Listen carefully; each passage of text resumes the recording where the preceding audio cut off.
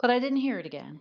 And I have just texted Ship. He needs a few more minutes. He's wrapping something up, so we'll get him here in a minute. And then people are still filtering in, so we're gonna get started. Like full bore when Ship shows up. But King, let me ask you: did you see the messages I DM'd you? Yes, I did, and I haven't. That we need Ship. God, I just read his article Yeah. this afternoon, and it's the most confusing, Mm. convoluted judicial Oh, fuck oh up my that God. I've ever Oh my seen. God. Oh my God. Oh my God, you guys. This judge in Massachusetts, right? Is this where the Planned Parenthood one is? It's Massachusetts. Planned Parenthood is Massachusetts. The uh, Maryland father, Yeah, that's Maryland and that's Tennessee. Maryland Yeah. and Tennessee, but mostly Maryland. And uh, I think the district judges have gone to war against the Supreme Court. This case in this Planned Parenthood case is I maybe the most insane thing I have ever seen. Yeah, it's Massachusetts. In my entire legal career, this is the most messed up thing. Unbelievable. I mean, okay, I understand why she did what she did, but she can't do this. She cannot do this way. I, it's going to be fascinating to see what happens. So, and that just came out this afternoon. Plus, there was the ruling. Did you get? I sent you the ruling in the Wisconsin judge's case also today. I missed that one. I think I emailed it to you, but I'll have to double check. I mean, the shit was flying thick and fast today. Just unbelievable amount of stuff happening. Just, I mean, you can't even take it all in. It's so much. Well, you had some district judges who decided they had better things to do on the 4th of Yeah. July than go watch fireworks. Yeah, I guess. All right, let me see. Did I send you this? Yeah, I did send it to you. But you guys, I sent Ship and King like a whole flurry of emails today. So I sent them a lot of homework. So we're gonna get into it here. And I've got a whole list of stuff to update people on. We were going to talk about these lawsuits by the government against the sanctuary cities, but honestly, King, I think we need to wait on that, don't you? On what? On the lawsuits by DOJ against the sanctuary cities, LA, Chicago, New York, New Jersey, Newark. I was going to talk about those. Um, I don't know. I don't know how we have we time. don't. We don't. And that's not as fast moving. So I feel like we can take that chunk and we can talk about it another night because I wanted to compare and contrast the lawsuits and also where they stand on the docket because the government started filing those once the new administration came in. I think the first one was in February, maybe against New York. Um, the most recent one here is within the last few weeks against LA, but they all look slightly different, and I think it would make sense for the three of us to kind of analyze those complaints separately and then compare and contrast. Do you know what I'm saying? Um, to see are they because each city has slightly different policies, right? And the cases, since they were not all filed on the same day, they're in slightly different procedural postures. So I feel like we can talk about that. It'll be real nerdy, but I feel like we can talk about that for quite a while, but it'll require us to do a bit more analysis than we had time for today, and that we're not going to have time to talk about tonight. So here's what I do want to talk about. I want to give short updates on a handful of cases that we've been talking about the last few times, the last three sessions. And then I do want to talk about the Sean Combs P. Diddy case and the Maryland standing order case and the case that Ship's been writing about, this Kilmar Abrego Garcia case, which is, as King, as you point out, is in two different federal courts, one in Tennessee, one in Maryland. And that is totally a procedural clusterfuck. And this Wisconsin judge case ruling today, that won't take very long. And then we can maybe end on this new craziness in Massachusetts with the Planned Parenthood. So, does that sound like a plan? Yes. Okay. So, before we do all of that, since we're still waiting on ship, let me tell people I haven't posted this yet, but we are going to. I think all four of us, definitely King, you, me, and Steve. At least I don't know if ship can join us on Wednesday or not, but we're going to do part one of the conversation that you and I principally are going to have about the JFK um, papers. So, part one, you guys, is going to be kind of like setup, background, orientation, right? However you want to talk about it, whatever you want to call it, so that we can kind of get our footing as to what was happening leading up to JFK's assassination politically for him. And this will be very interesting to me because, of course, all this happened before I was born. And although we studied this a little bit in school, not very much really, I was in high school in the late 80s, and it was kind of more like recent history at that time, right? So we didn't actually learn much about it. Um, and so I think for me and probably anyone who's younger than I am, we need this sort of background setup. Um, and then, King, if we do that, if we go for about an hour or an hour and a half on that on Wednesday, with the meat and bones of it that we want to get to after that, do you think we need one more session after that, or maybe two? What do you think? Maybe Yeah, two. that's what I thought too. Okay, so we'll say this is probably going to be a three-part series. First part's going to be set up, and then we'll divide the substance of it up across two more sessions, and probably the last, half hour or so of the final session, the third one, we can do maybe, conclusions, um, you know, where do we go from here, if anywhere. All right, Ship has showed up. So, Ship, I'm sending you my co host um, invite. You should see that coming across in a second. There you are. Hello, my friend. How are you? Ship, gotta unmute yourself. Hi there. Hello. I apologize for being a little bit late, and I also must say I've only got about 45 minutes. I have a hard stop at 6, Aha. so 6 your got some time. stuff to do Okay. here, family things on the West Coast. So Okay. So we'll. not much happened today. I don't know if there's a whole lot to talk about. No, there's nothing going on whatsoever in the legal world. My God. Okay, so with that new piece of intel, then we'll rearrange the order in which we're going to address these things. And then King and Steve and I, Steve has just sat down with me here too. We can talk about the stuff after you're gone that doesn't require your attention. So we all, if you're not reading Ship's Substack, you should be. So hopefully a bunch of you guys, I certainly did, read what Ship put out today about this Kilmar Abrego Garcia case, because there was a hearing in the district court in Maryland this morning, right? Correct. And there's going to be another one on Thursday, maybe. Did Maybe. you see that order I sent you? I have not seen anything in the last couple hours. Okay, so I will pull it up. We can talk about it because she issued a paper order afterwards, and that's going to be very interesting, also. So, um, I noticed. I went back and looked at the docket in Tennessee to see or exactly what is going on there, and so I want people to understand this guy is being held so far still by the Marshal Service, right?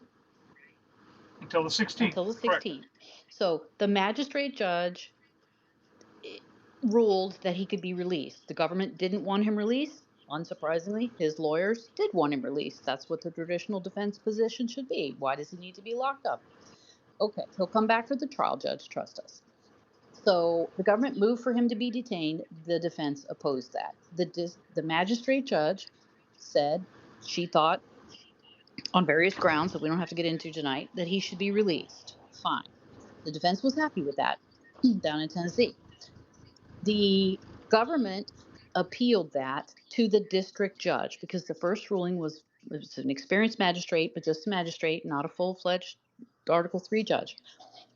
The Article 3 judge denied the government's motion to stay the release order, at least initially, and set briefing and an argument, I think, hearing for the government's motion basically to revoke the release order is the way they title it.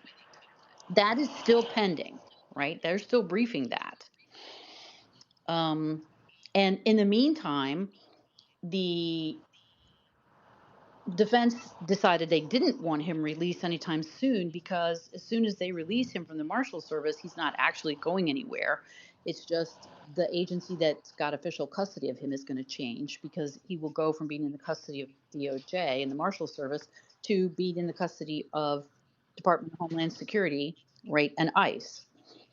And ICE, the government, has said that they're going to remove him, deport him from the country. Okay. So as you reported last time when we got together, Ship, then his lawyers up here in Maryland were trying to get the judge up here, Judge Zenas, to order him moved to Maryland for his Maryland civil case. She was reluctant to do that last week, as we discussed. They're continuing to press her to do that, and she held a hearing on that today. They have amended their complaint, or actually, they filed a motion to amend their complaint, which she hasn't ruled on that request yet. The government has moved to dismiss that case. She hasn't ruled on that yet, but that's what part of the hearing was about today. But in the meantime, because the judge down in Tennessee is allowing briefing on the release order, doesn't it look like now both sides don't want him released? The government has wanted him detained the whole time. That's been their official position. And now the defense lawyers have until Wednesday, I think this week, to say, do they want that release order revoked? In the meantime, they did ask the magistrate judge not to issue the order, to hold off on issuing that order, and they granted that. And as you say, it's not going to get, no release order is going to be issued until at least the 16th. Correct. All right. So, King, or does that make sense? Procedurally? Are you with me? I'm with you. Yes, it does. The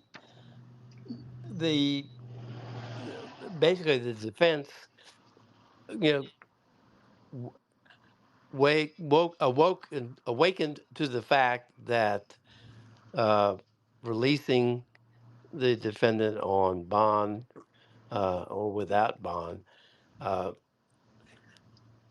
conveys him immediately to ICE for its detention and removal under prior orders. So, if you want to preserve the status quo, you keep him where he Right. is. So, the government is now asking the district judge in Tennessee to detain him, to revoke the release order ordered by the magistrate. What do we think the defense lawyers are going to do? Are they going to continue to oppose the government's effort to have him detained? What are they going to say? Never Well, mind. I think they're going to wait to see what Judge Zenas does on Thursday, because they've got until next Monday before he could potentially change custodial circumstances. Well, What their what pleading what is due on Wednesday this week. they might ask for more time. They might ask until Friday so they know what's going to happen in Maryland. Mm-hmm. Um, you know, what the defense. This is the bottom line. What the defense wants, they're angling for some procedure by which he gets released from custody. And what the government is saying is he's never getting released Right. from custody. If he doesn't stay in Marshall's custody, we're shipping him out of the country and we'll dismiss the case. They are unwilling to go on the record to say anything about what their actual plans are because they're not going to get hit with an equitable estoppel claim. They're not going to allow a defense to be raised to their intended course of conduct, which is solely within the discretion of DHS, as to how they process him and when. Right. DHS has zero obligation to keep him in the country because he's got an indictment pending. Right. The remedy for the prejudice for shipping him out of the country with an indictment pending, as I said last time, is you dismiss the indictment. Right. Now he's no longer prejudiced by not being here while an indictment is pending. Right. Can't And defend himself if he's not here. right, what the Supreme Court did last week when they slapped down the district judge in Massachusetts. Massachusetts is they made it clear twice over there are no due process rights that go along with a modification of the country of removal. And that is what that is what that is what arose in that hearing in Tennessee when the judge there asked the government, what's going to happen if he goes into removal, if he goes into ICE custody, they're going to initiate removal proceedings. And then the judge in Maryland said, well, but you can't remove him to El Salvador. And they said, right, we're going to remove him to a third Somewhere country. else. Right. And now they know, because the Supreme Court has said it twice, there is no intervening step that a court can order. Right. Now, so people understand, the Supreme Court did not literally say that, but what they did do in that Massachusetts case was they said, we're not gonna you can't enforce this order that prevents the government from sending people to third countries. So by Well, inference, hold on. Let me stop. No. Wait, let me stop. What Judge Murphy's order was that a defendant who had a order of removal changed with a third country substituted had due process rights to challenge that third country. Right. The Supreme Court stayed that injunction. Right. Then when he said, well, I've got a remedial order that basically says they have to do the same thing, they vacated his remedial order. They could not see more clearly. No such due process rights existed. If they thought they did, they would not have stayed that order. Well, but again, that's by inference, right? Because the Supreme Court's order does not literally find that there is no such right to due process. By inference, that is what they seem to think, because, as you say, why would they have? No, now again, Leslie, you got to understand, that's the only thing the preliminary injunction required. Right. It didn't require that they bring him back. It didn't require that they have, Right. some kind of proceeding in district court. It only required the process to give them the right to make a CAT objection under the regulations. Okay, but they could have decided, we just don't want to decide that right now. We don't think it's properly before us. We don't think it's properly presented in this case. We just don't think that it makes a difference for these 8 guys. So we're not going to say that they have a likelihood of success. But that's not the same thing as actually an opinion that says there is no second bite. Now, I agree with you that 95%, maybe even more, you could with confidence say that is what they would rule. I'm just being cautious and telling people so they know. Literally, that's not what the ruling says, right? Let But me play judge advocate to my own point. Because there is a second issue at play there that didn't get any play in any of the briefing, but I remember reading it. The second issue at play there is, what is Judge Murphy's jurisdiction in the first instance? Right, exactly. In that statute, which says there's no judicial review of affecting a removal order or operating whatever the language of that statute is. Right. Okay. Judge Murphy sidestepped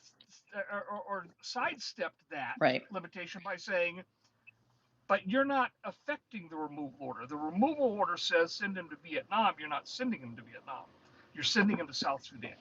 Right. So effectively, you've kind of, did you hit go again? Right? Is that a reset? Exactly. Yeah. Right. So the government argued that no, you can't parse it out like that. And he said, oh yes, I can. So it could very well be that the Supreme Court agrees with the government there that you don't have jurisdiction to even introduce these new regulations. Right. De facto regulations are based on due process that you seem to want to introduce.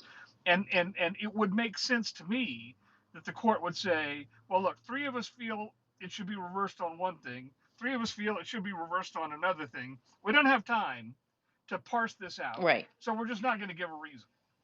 Right, because the end result is the same. These guys don't get any relief. The government can send them on their merry way. Right. So, And neither one of the 3 wanted to concede to the other 3 or mhm. whatever the split Yeah, was. 5-2, So that whatever it is, right? Or right, there was never 5. right, exactly. Nobody had 5. And rather than write 2 opinions that represented, create a major, what's it called, A plurality, a Steve says. Yeah. plurality outcome that doesn't have a controlling opinion, particularly on the shadow docket of Right. all Right, places. exactly. The outcome was the same for all 6, so we'll just go with the outcome. Right. Okay. So, right. So this is my point, which is that we're inferring what they did by what they did, but we're inferring what their reasoning was and their ultimate rulings would be if they were straight up ruling on it by what they did. But but you can't say 100% for sure what it is that they would have said if they were writing an opinion. But, you can see the handwriting is on the wall pretty much. Between one thing and another, they're clearly signaling that they don't think the district court should be getting in the middle of most of this. And yet these district court judges are continuing to get in the middle of it. This latest order, today's order by Judge, how do you say that name? Zenith is the way she pronounces her Z- name. Zenith, Paula Zenith. Uh, she not only is getting in the middle, she's grabbing the whole basket of Yeah, issues and says, "I want right, evidence. I want to hear what you're right. doing." So she has ordered them, to the government, to produce witnesses for this hearing on Thursday. That they shall designate one or more individuals with knowledge, she says, or who will acquire such knowledge to testify regarding the legal bases for their intended defendant of detention of this guy, anticipated efforts to remove him to a third country, or to seek termination of his withholding of removal to El Salvador, meaning, um, I guess they would seek the termination of that from him, right? If he's released from the marshal. She says the testimony shall address, among other topics, the asserted lawful bases for detention, the nature and timing of any notice to be provided to him, the location of any proposed custody or transfer, and the procedural steps defendants intend to pursue. So I don't understand how she thinks she's ordering them to do this. So in effect, she is sidestepping the Supreme Court denial of the stay by substituting her active regulation of the whole thing. Right. Now, on the one hand, I understand because she feels like she's not getting straight answers from them. And so Paula Zenas, who I've appeared in front of, Paula Zenas is a very smart judge. And she, I think, will probably arrive at the right results here. But sometimes this judge kind of gets in her own intellectualizations of things. And my observation of her is she doesn't like to make a ruling until she feels like she has all of the available information. And I feel like that kind of way she, organizes her decision making is leading her astray here. I suspect the government is going to put witnesses up there that basically explain the statute, and then when she wants specifics about how they intend to employ the statute, they're going to say they're going to decline We to don't answer have to those tell you questions. that. Right. Exactly. Yeah. Now, what do you think the odds are that they'll seek a stay from this, from either her or the circuit, basically Uh, saying, we I, don't I, have to I, explain any of this to you, Judge? I'd be inclined to seek a stay and or not show up because it's clear from the Supreme Court's uh, orders that this case doesn't belong in district court. There's nothing for her to decide, as I read it. Yeah, and that's why in my article today I went back to the relief sought in the complaint, Right. and that's the only complaint on file. No, well, it There is technically, but they have moved for leave to amend I understand to that, broaden their and I didn't complaint. look at the new one to Yeah. see what else they might have asked Yeah. for. that has to, I thought a very good point made by, and again, I could only read the recap of other people, but a good point made by somebody who actually sounded like they knew what they were talking about. I have a comment about that in a minute. Was that, she referred to, and the plaintiff's lawyer kept referring to the All Writs Act, the All Writs Act. And one of the government lawyers stepped in and said, the All Writs Act doesn't save you when there's a statute Right. that dictates the subject. And in this instance, the statute 1252 says this court doesn't have jurisdiction. The All Writs Act doesn't It provide doesn't supplement jurisdiction that that by 1252 took away. contravening it. Right. Right. Not, not only does she not have jurisdiction, even if she had jurisdiction over some sliver of Right. this, there is no remedy she can order that protects that does what the plaintiffs want her to do. So, what is this evidentiary hearing about? Judges don't conduct evidentiary hearings in the abstract. They're not fact finders. They're not fishing. They don't go on fishing expeditions like a FBI investigator might do. Right. They have to deal with cases before them, and here there's no case she can decide legally.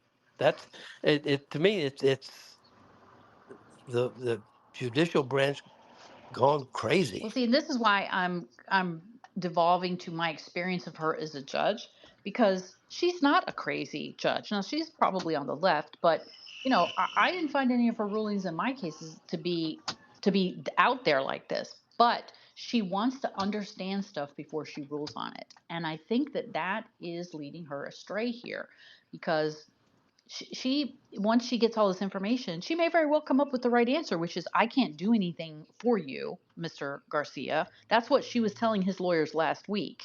Like, I don't know what you want me to do for you, because I don't really have anything I could do for you. But she's Yeah, and now she's got her own, you know, um, she's got her own skin in the game because she feels like the government has not been forthright with yeah, her. she said today She it was feels like like they're, trying to nail jello to the wall, getting answers from yeah, them. yeah, and it's like, well, maybe because you're not entitled to the answer. Yes, exactly. You are playing on a field of play that the rules say you're not welcome on. Right. And she wants to have information that she wants to have. Right. And what she's clearly looking for, there's no question because she raised it, what she's looking for is a path that allows her to say, government, you can do what the law authorizes you to do, but he gets to be out of custody while you do it. Because she said today, why don't you just allow him out of custody along the very stringent conditions that the magistrate judge in Tennessee has imposed? It's like, Because they don't have why to, why is the why answer. is you why does your view of that count for Right, anything? exactly.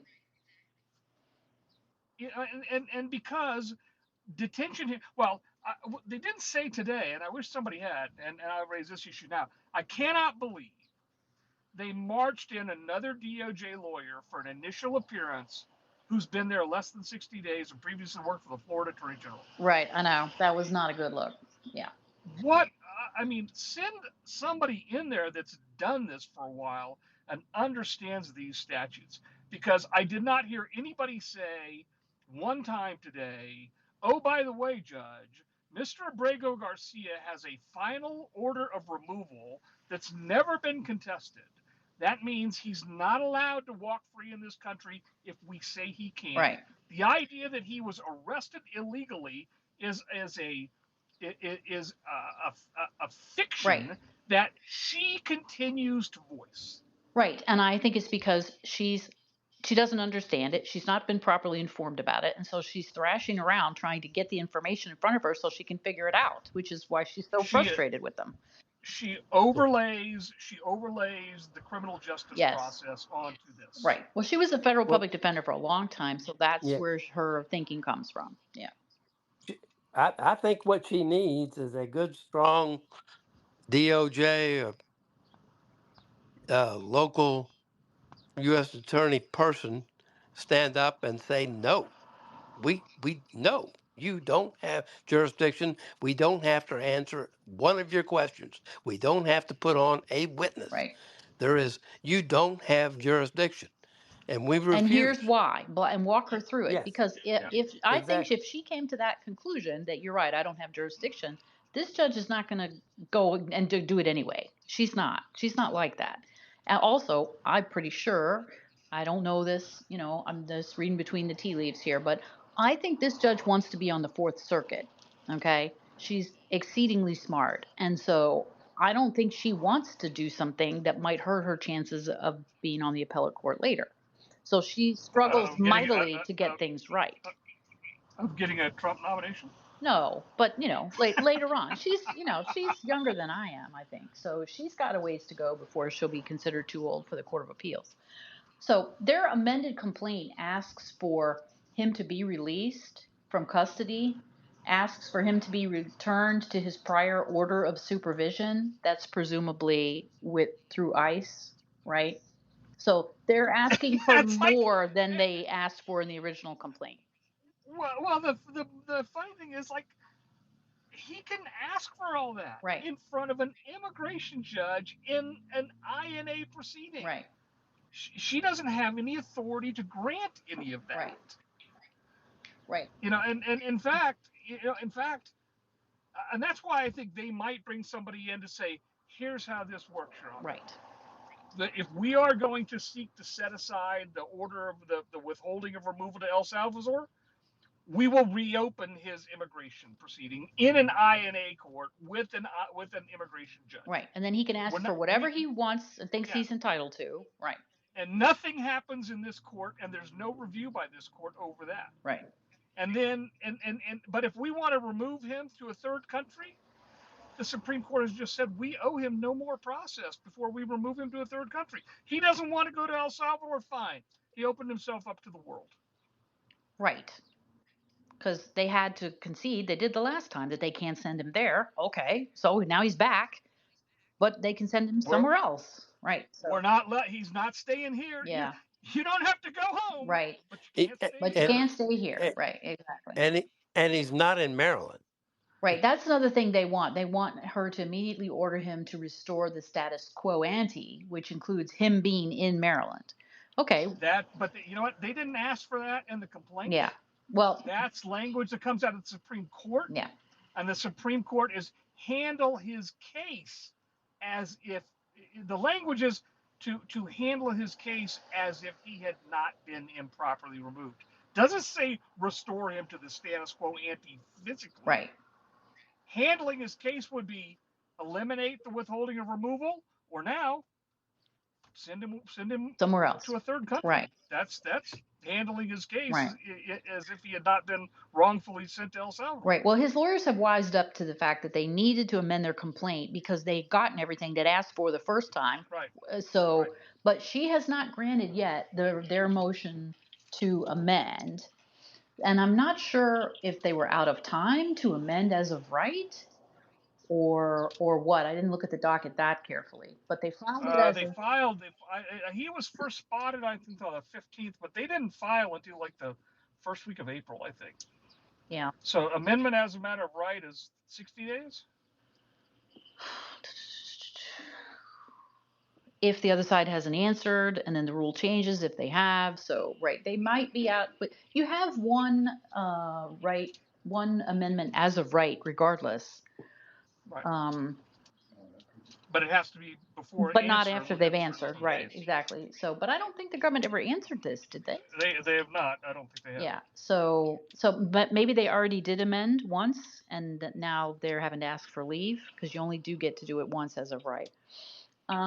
Okay. So, but she hasn't granted that motion yet, and she also has not ruled on the government's motion to kick the whole thing because it's basically moot at this point. Yeah, well, she said at the hearing 2 weeks ago, or whatever that last hearing was, she said, look, if you are going to seek to amend, you need to do it now while the issue of jurisdiction is undecided. Right. Because if that comes in after I've decided I don't have jurisdiction, you're out of luck. So I think the point she was making is, If your amendment is going to firm up jurisdiction, get it in front of me now. Right. I'm not sure that there was anything really available to them, and it doesn't sound No, like what they did no, today but they changes did the the best they jurisdiction. could by just expanding their request for relief, which doesn't help them on jurisdiction. So, okay. Well, so then in the meantime, as we were saying, down in Tennessee, the district judge down there is still waiting on briefing from his lawyers, and then the government has a right to reply again, I'm pretty sure. Let me look at my notes. Um, yes, they have a right to file a reply on the 14th about whether the release order should be revoked, which would keep him locked up, obviously, uh, with the Marshal Service. And as long as he's in custody of the Marshals, he's not going anywhere. He's going to sit there waiting for his trial in Tennessee, right? That's why I said he should just plead guilty. Right. So, but what's also interesting then is what are these defense lawyers going to say on Wednesday? Are they going to tell the judge down there that now they do want him to be detained by the Marshal Service? Well, I guess the question is, do you stay in a local jail in Nashville, or do you head for South Sudan? Right. Or, he could be talking to them through his lawyers, talking to the government about he's willing to go somewhere else, right? Behind the scenes, they certainly could be doing that, and it doesn't look like they are. But the other thing that happened that I thought was interesting in this case is that his lawyers filed a motion in Tennessee to ask the district judge there to order the government to abide by the local rule which prohibits lawyers from making extrajudicial remarks about a pending criminal case. And they filed that um, motion, I think on the 2nd, and the judge granted it the next day without the government even responding to it. And he did the old fashioned thing where he literally wrote on the first page of the motion, granted, all counsel in this case shall abide by the local rule, because they filed a whole 20 pages almost litany of all the comments by government officials about this guy's case. And they're saying, oh, he's charged with this and that and the other thing, and they're not saying, as the local rules require, he's entitled to the presumption of innocence, right? And they even put in there that the ethics rules require prosecutors to do this too, and they pointed out in a footnote that both the DC rules and the Florida rules, where Pam Bondi is licensed to practice law, required that you also do this. So they're real unhappy that all these government officials are talking about this guy's case, but that's the standard rule in criminal cases. So what does the government say when the Maryland judge asked the government to talk about the Well, they case? can talk about it in court, but they're not. They're talking about it on the news, right? They're But it's right. extrajudicial as to the Tennessee case. It gets the same. It gets publicity. There's no jury there. There's no. I mean, it's outside the purview of No, the Tennessee. I think I if just it's a case of about the same guy in another court, they can certainly. But that's not what these lawyers are complaining about. no They're complaining no about, what you know, The government's not playing by the rules. no, the government's not playing by the rules, which is basically, you're supposed to talk in court and not to the media. they I don't have any problem with the enforcement of local rule. They should like I've always been highly critical of the use of speaking indictments and long press Right. conferences to talk about all the stuff that's in the speaking indictment because it's a publicly filed document. I've always thought that was abusive and is just designed to set a narrative. I'm not a big fan of the predisposition of the Trump administration to have its public face be a talking Yeah. head in the media and to essentially engage in uh, policy making by Right. press conference. Um, so yeah, I mean, so there's plenty of times to talk in court and say whatever you want. You can say whatever you want in Right. pleadings. Um, I wish that they were a little more direct and confrontational in court because I think it's one, that's a place to do it, and two, they're being invited to by the confrontational nature of the judging Right. they're getting. So, but So, but don't go out on the courthouse steps. well, Defendant can do that, but not the government. to me, going to Maryland on the record before a judge testifying under oath is no different from the courthouse steps speech. It interferes with the Tennessee court's uh, adjudication of the criminal charges before that court, and it could. I don't disagree, King, but you know what? She's not bound by the Tennessee judge's local rule, the Maryland judge. And if she wants information and she's posing questions, you can't put the government on the horns of a dilemma as to which judge to engage in contemptible conduct in I'd front have of. to pull the rule You up, but know, it probably has that as an exception anyway, as I think about it. Um, so I'd have to pull up the bar rule too. Um, But if you got a court in Maryland that has no jurisdiction well, there is to that even problem. have the Yeah. hearing, how is that different from the Yeah, courthouse steps right. If speech? there's no jurisdiction, it kind of isn't. I guess I'd have to agree with that. But it's just, normally if you're a lawyer talking in court, that's not violating the rule. But, the what has happened now is, you know, that the judge in Crenshaw in Tennessee, he didn't even give the government an opportunity to respond to that, right? Like he was already on board with these people need to shut their mouths when they're not in the courthouse in my courtroom. And so having done that promptly, I'm interested to see if there's no compliance with that. Now he's set them up for, you know, sanctions if they don't rein it back in. So we'll see what happens. But it is a lot of resources on this one guy, I will say. yeah, that's why I think they should just be done with all of it and just I would I would give his lawyer the option voluntarily eliminate the withhold removal and go back to El Salvador.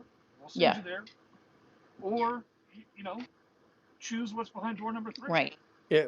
But those are your two options. Why haven't they cut a There's no third deal option. yet to send the guy to Greenland, for example? Anywhere. Or plead guilty to the Yeah, federal charges and go to right. Do Allenwood, your say the time on that Federal charge. Bureau of Right, Prisons, and your kids can come visit you. And if you're there for 6, 7 years, deal with what comes right. after. Stuff will have changed down the road. I agree. So I haven't looked at the strength of that case. Steve's a little dubious that there's a lot of there, but that doesn't necessarily mean. Yeah, He knows. That's the point, though. The yeah, defendant knows. He knows what's yeah. there.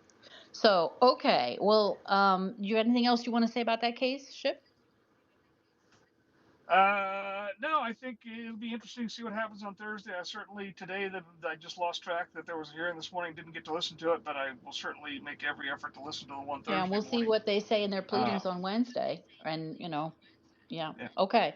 So let's switch to this Massachusetts craziness. So, what has happened there is that Planned Parenthood sued today in response to, Hey, okay. Before we jump to the Planned yeah. Parenthood one, real quick, I don't know if you saw this. I just saw it right before, like a half hour before I came on. The magistrate in Oh, yes. Wisconsin recommended to the Yeah. district judge to deny the motion to Yeah. dismiss Yeah. for Yeah. prosecutorial immunity Yeah, of Judge you don't Barrett. read your email because I sent the decision. I sent that to you. I sent you the I recommendation. haven't been Yeah. on email for a And couple if hours. we So, weren't going to talk about all this right, craziness in Massachusetts, then we could spend some time on that. But I think we're going to have to talk about the Wisconsin in depth later. But all right. okay, so you brought it up. Let's do at least the highlight now. So this is the case where the judge, the state court judge, Dugan is her last name, is charged with obstructing ICE in her courtroom for helping a guy go out the back door. Okay. So she's moved to dismiss her case based on judicial immunity. That case is on hold procedurally until that motion gets decided. And the district judge referred the matter to the magistrate there. That magistrate issued a long, almost 40-page opinion today, which reads like a history book for a lot of it, about judicial immunity. And she concludes that the motion to dismiss on the grounds of both immunity and the 10th Amendment and the other argument is kind of, judicial, um, another, this is attack on the independence of the judiciary type argument.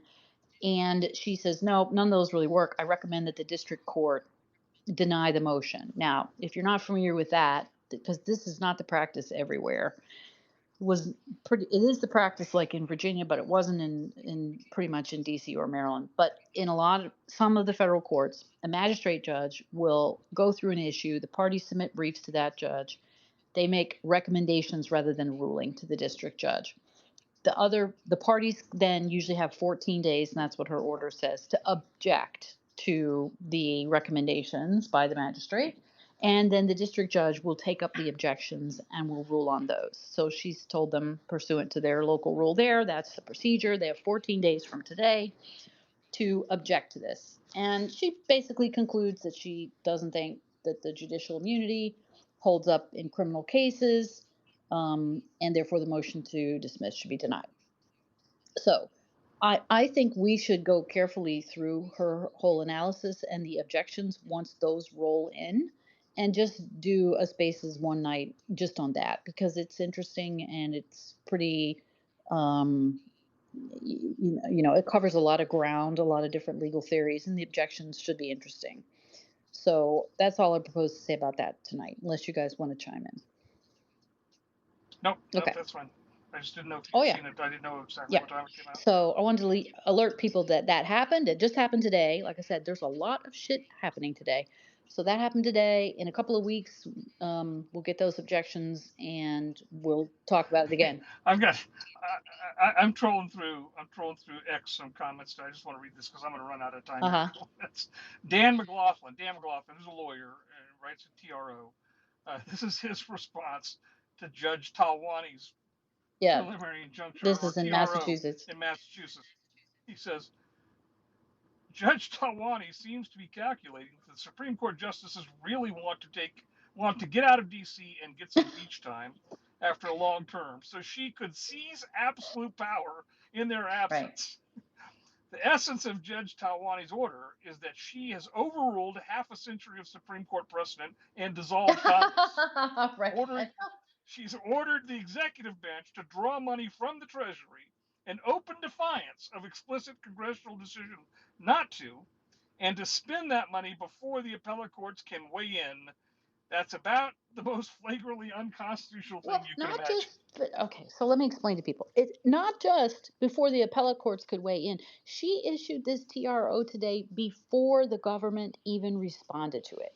They hadn't even entered their appearance. No lawyer for the government even showed up before she issued this thing. Now, this boggled my mind, right? I actually looked at the timestamps. The complaint was filed at 11:15. The motion for TRO was filed at 11:45.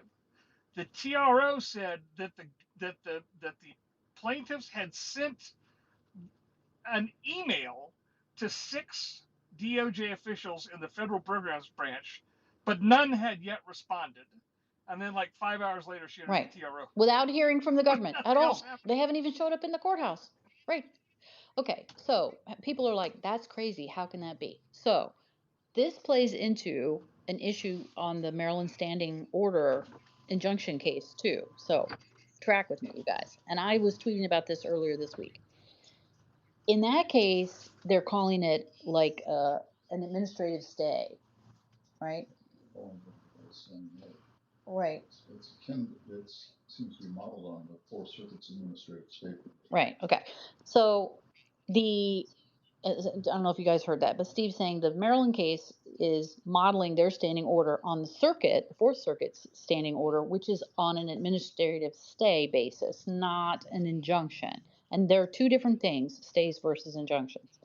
Okay, and I was tweeting out earlier this week, the district courts already have power to enter temporary restraining orders on an emergency basis from the get-go. They don't need to be doing administrative stays. The rule itself empowers them. So this is Rule 65, injunctions and restraining orders. Part A talks about preliminary injunctions. Part B talks about temporary restraining orders. And the first section in B says issuing without notice. The court may issue a temporary restraining order without written or oral notice to the adverse party or its attorney only if A, the specific facts in an affidavit or verified complaint show that immediate and irreparable loss, injury, or damage will result before the adverse party can be heard, and the movement's attorney certifies in writing any efforts made to give notice and the reasons why it should not be required. Okay, but number two says every restraining order issued without notice must state the date and how it was issued, describe the injury, state why it is irreparable, state why the order was issued without notice, and be promptly filed in the clerk's office and entered in the record. Okay, and her order doesn't do any of those things. Right. That's why I think what she's going to say, if that's raised, is they got an email notice that this was being filed. That's notice. That's what she's going to say. But she still hasn't spelled out her reasons.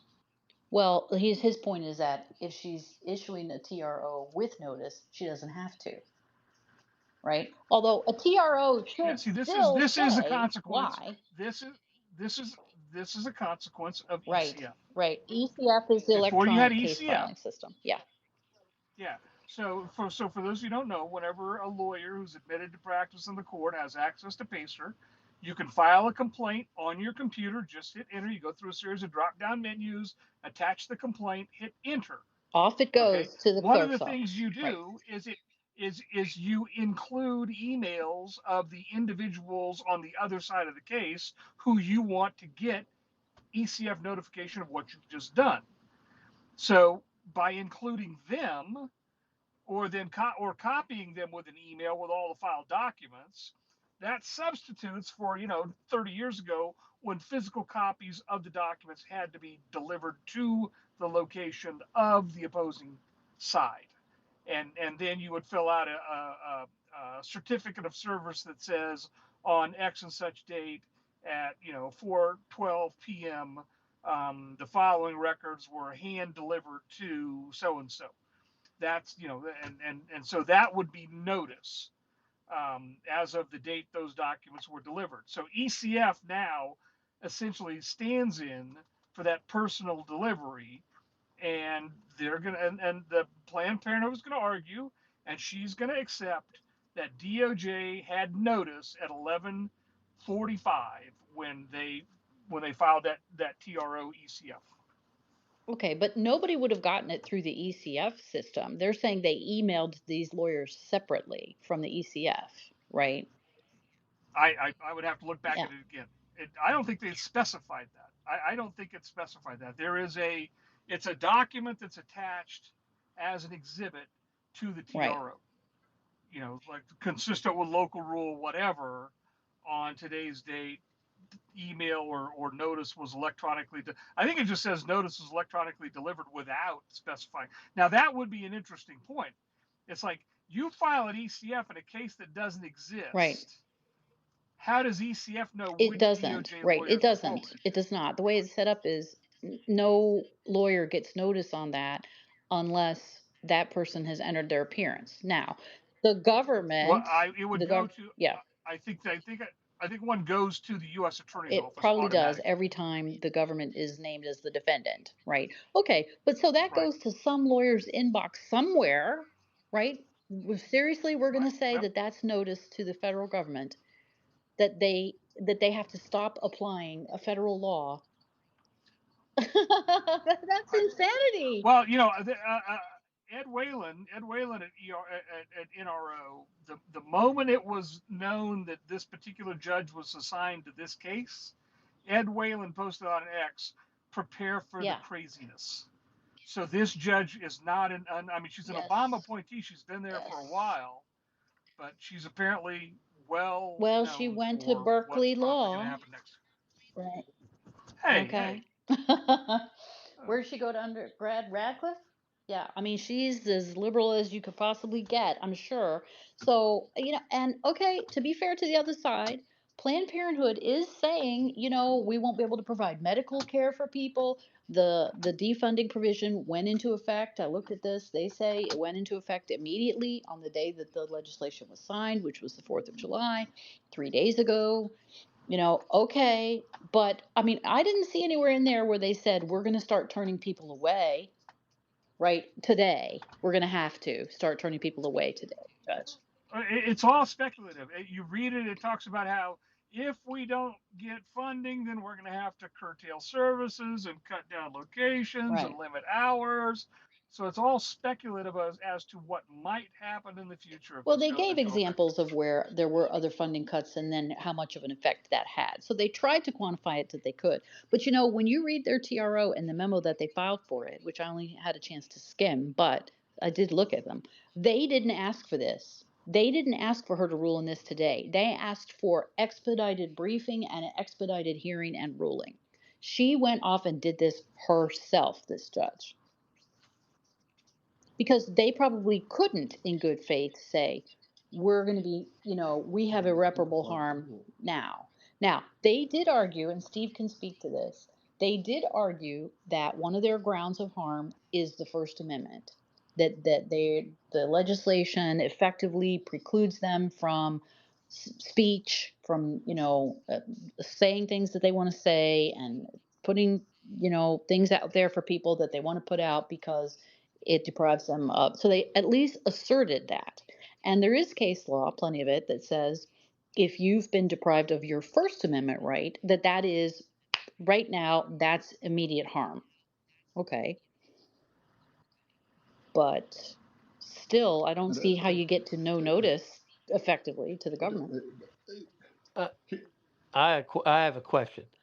Uh, maybe I don't have all the papers I need. Leslie, you sent me the complaint Yeah.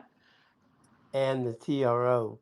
The TRO references something other than the complaint.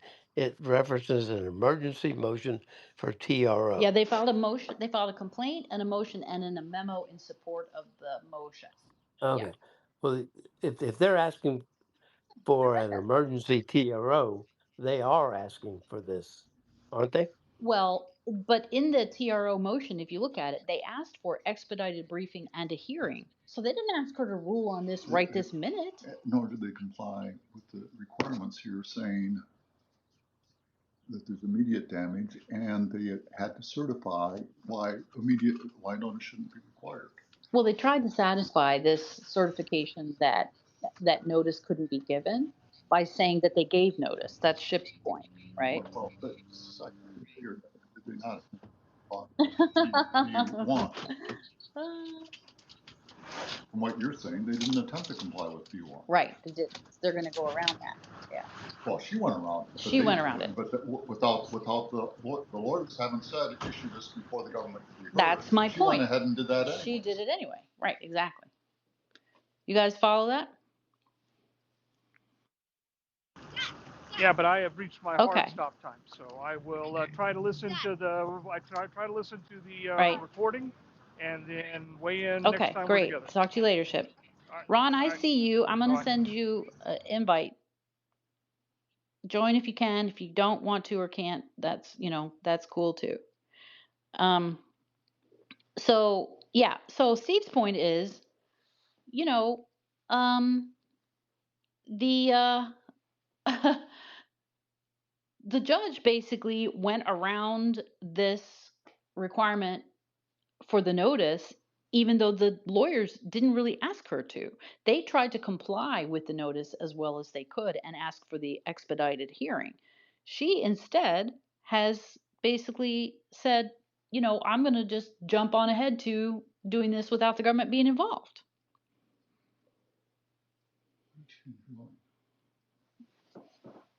All right. Steve asks me, what did she enjoy actually? All right. I'm going to pull up the TRO. Hey, Ron, are you following this craziness? Ron, you got to unmute yourself. It's the best thing that could possibly happen, and it couldn't possibly be any better. Okay. Because it's enabling us to really pick off the wild Yeah. berries and you rarely, one of our big complaints, and even trust the planners had to go. Even Mike Davis, right, Yeah. in April and May was losing Yeah. it. And what's the eternal Roberts song? This isn't really the right case. It's not lined up quite Yeah. right. These guys are freaking lining it right down the Yeah. middle. Like, I don't, oh no, Supreme Court stayed my order? Not really. Didn't really Yeah, stay not my really. order. Some other kids did that. You're right. Oh, yeah. She doesn't say in this order that she's invoking the no notice provisions of the Rule 65, but that's clearly what she's doing. Well, I mean, also, I mean, Yeah, it's true that a TRO is technically not a preliminary injunction. But the court has made it very clear that it's going to look at a TRO that that quacks and walks like a preliminary injunction and treat it that way.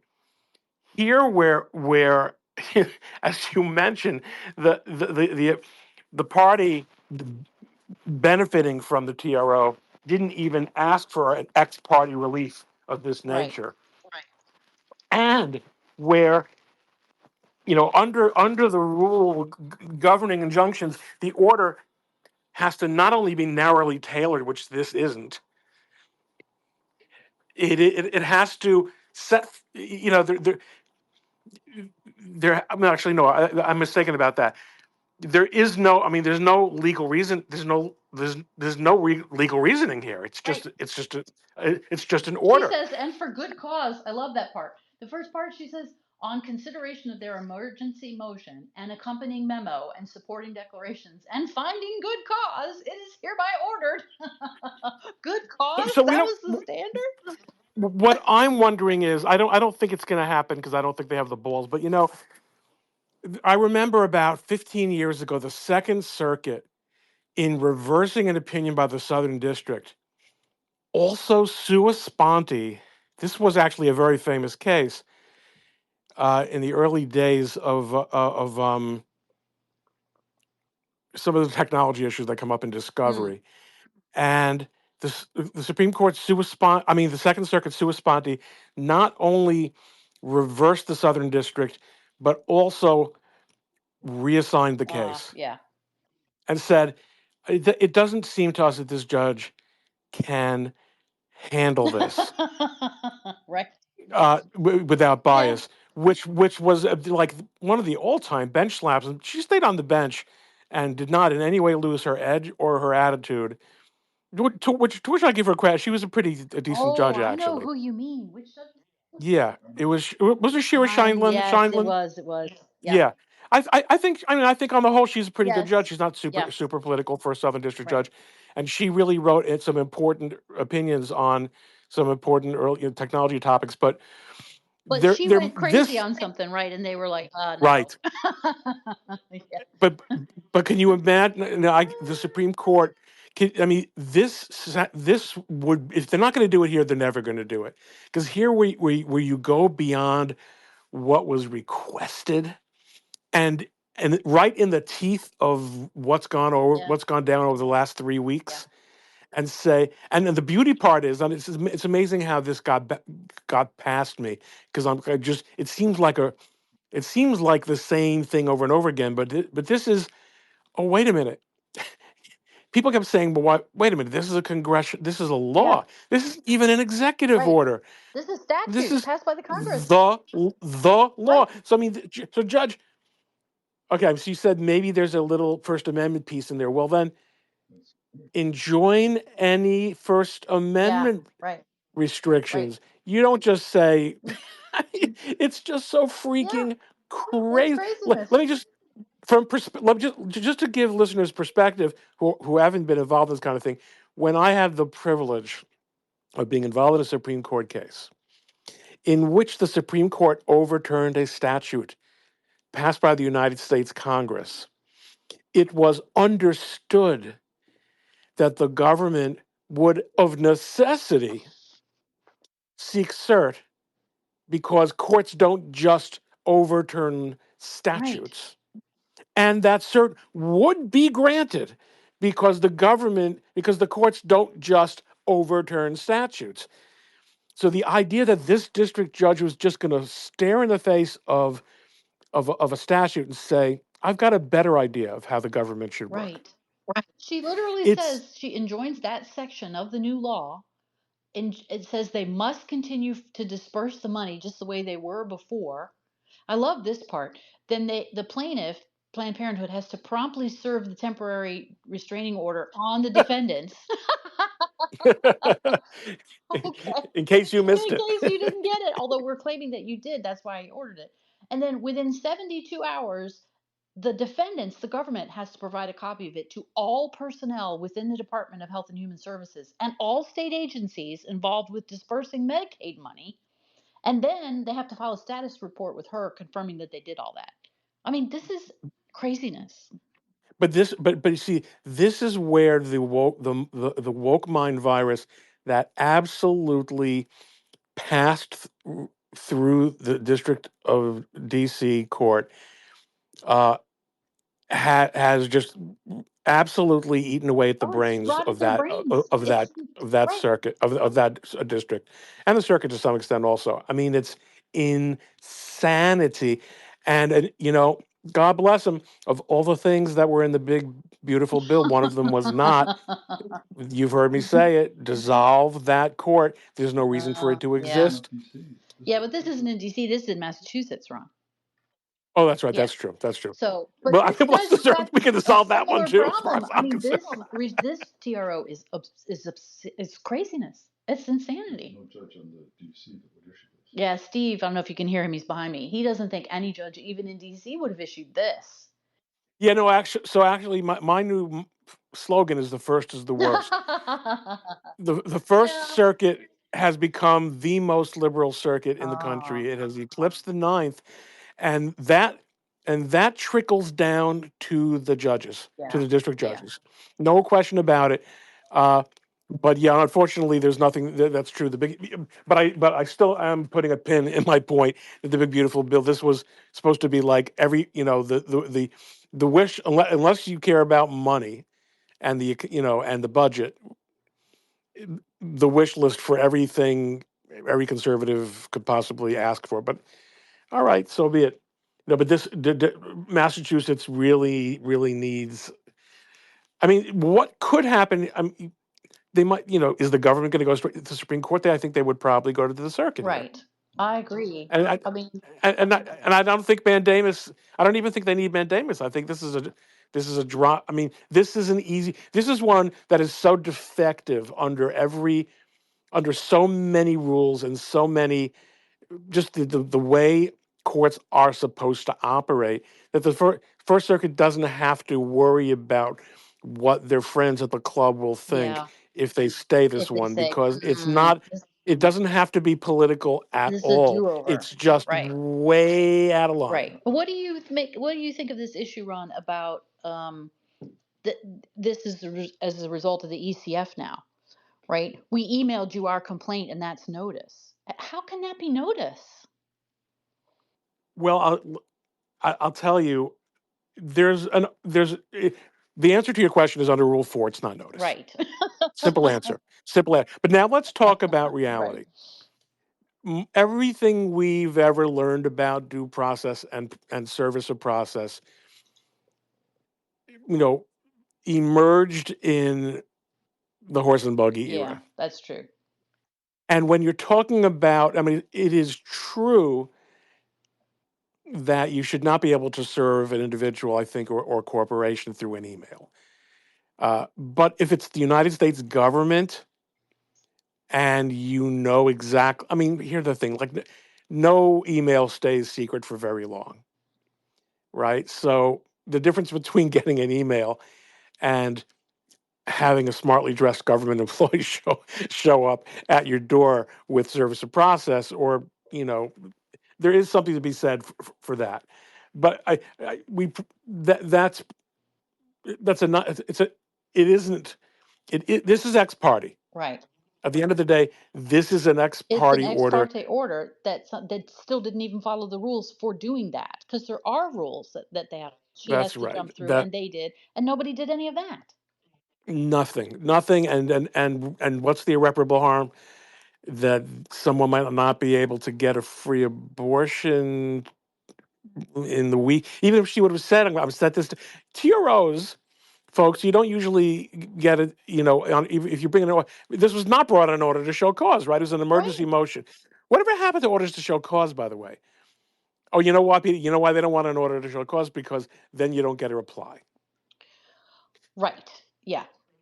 So they're calling them emergency motions, which frankly, I mean, that's up to the, I guess, the practice of the court. Since they look, what the left has figured out in Planned Parenthood is very much in the core of the professional left wing litigation cadre is there are certain courts, and increasingly we see Boston is, District of Massachusetts is one of them, that will give them whatever they want. Right. So they or may not have a rule for emergency motions, but yeah, you need really need. uh, e- e- I mean, just ex party against the government. Just Well, even if you don't have local rules for emergency motions, just the general rule on right. TROs tells you what you have to do and what the court has to do. And then the other side has 48 hours to come in and say, we want to have this reversed. So that's And also this, I mean, and this clearly is the epitome of a TRO that walks and acts like a preliminary right. injunction, because it doesn't have an end date, Right. does it? It says no, you're going to undo what you did. Keep the money Right. flowing. Now the court's order says it's for 14 days. That is also what Rule 65 says. That's the maximum Right. So for a TRO. But okay, so no, look, it's insanity, and interestingly though, this is not one of the Mitch McConnell horse trading judges of December right, 2024. no. This is someone who has been on the bench. I mean, listen, I'm in front of uh, Democrat appointed judges all the time, many of whom are fantastic. People have to realize that really most district judges take their jobs really seriously. And when things don't get political, they're as good as any other judge, and sometimes they're better than Republican judges. I mean, there was a Republican judge in the District of New Jersey when I was a young lawyer who was a notorious asshole, and and he helped make me famous early in my career with one of it, but and for one of my famous losses, of Mm. course. But th- this is this is someone who's been on the bench since what, 2014. 14 or 15, yeah. Okay, so she knows how things work by now. But so here's a possible answer. I bet you she is. The thing about Planned Parenthood is its outreach on the social level is Yeah. phenomenal. Everyone who's anyone on the left is on some kind of board of Planned Parenthood, or a local Planned Parenthood, or a state Planned Parenthood. This and it is, and after all, abortion is is a religion. It's a religious. What do they say? It's one of the Sacraments is what the Bible says. sacraments, Yeah. right, of the church of the Democratic Party, and they just hit the nail on the head. And I think you made a very good point by observing that they didn't even ask her this, because who in his right mind would ask for No, you something would that's want to get outrageous? it. Come on. Right? So, Meaning that this was like with friends like you, Judge. We don't need enemies, because you have really sunk us here. We could have played this out a little bit and gotten what we. By the they way, asked for an expedited hearing. I mean, they put in the language that you do ask for when you're telling the court, I need right? a ruling But soon, really soon. here's the thing. do you doubt for a second that they've got a 14-day supply of Well, money right, at Planned exactly. Parenthood? Well, that's why I was talking You about the bet First your Amendment, ass they right? do. They probably couldn't make the argument that they're financially harmed immediately, but there is case law. You would know better than I No, on do the that first, if you're on the right, First Amendment, right. you are immediately harmed. Okay. I know that that is case law that is routinely ignored by courts when they don't like the argument you're making on other Hmm. grounds. But yes, you're 100% right. Okay, they That, had that going for them, but even still, she could have waited until tomorrow to give the government a chance to respond. outrageous, crazy. Wait, I mean, they're staying. Steve has something to say here. But the procedure aside, I agree with all of that. But the thing that is astonishing to me about this is that the Congress has just passed a law, which the president has signed, in which Congress cut off the flow of funds. And she has said, oh no, you can't cut off the flow of funds. Right. Now, any law student at the end of a constitutional law course, if they gave a final exam and asked, can the judiciary order the Congress to keep funding something that Congress has decided not to, any law student who said yes to that would be flunked. You know, am I missing something? I'm not. That is the single most outrageous thing on this. I don't, whether the government responded or not, even if the government responded and you had briefing up the wazoo, if she then orders the government must continue the funding, she has lost her mind. I And expect that's they wanted to just talk of impeaching Jim Boasberg for what he did down here in DC, which may have been ill-advised, but I didn't think was beyond the pale. This is beyond the pale. There will be Republican congressmen, I guarantee, Oh yeah, that move to impeach her. those petitions will get filed tomorrow. King, what were you going to say? I have a question. I can't find it in the complaint. Exactly how is this statute written? How do they cut off the funding? Right, I couldn't find that either. I'm searching. My computer's hung up because it's searching for the stuff Ship was talking about, where they claimed that they, emailed this nonsense to the government. So that's a good question. Ron, do you happen to know how does the legislation actually affect the defunding? no, I don't have time to read no stuff like that. I just have opinions. Yeah, yeah. Well, and Yeah, but- we're not usually this unprepared, you guys, but this literally just happened, before yeah, we could but decide to come on tonight. So there are ways Congress is authorized to do it. There are also ways Congress cannot can't do it. constitutionally. Right. That's true. And so I don't know whether they crossed the line here. There's no telling from Okay, this complaint. what's an example of a way Congress cannot do it? By name, And they as do opposed argue to, that. They argue that it's an attainder, basically. yeah, Hmm. but like I don't like company They X. have a contract, but we don't like Company eh, X, so they no more and money for so them. all contracts from company X are hereby canceled, Right. So and we I would don't say fund that anymore. I would say that anytime someone makes an argument based on attainder, it judges reach for their Yeah. revolvers. That is never going to Right. Not fly. going to work. Right. That is one of the grounds, though. King is right. The Congress cannot do that. That's actually in the Constitution. So there you go. That is one of their arguments.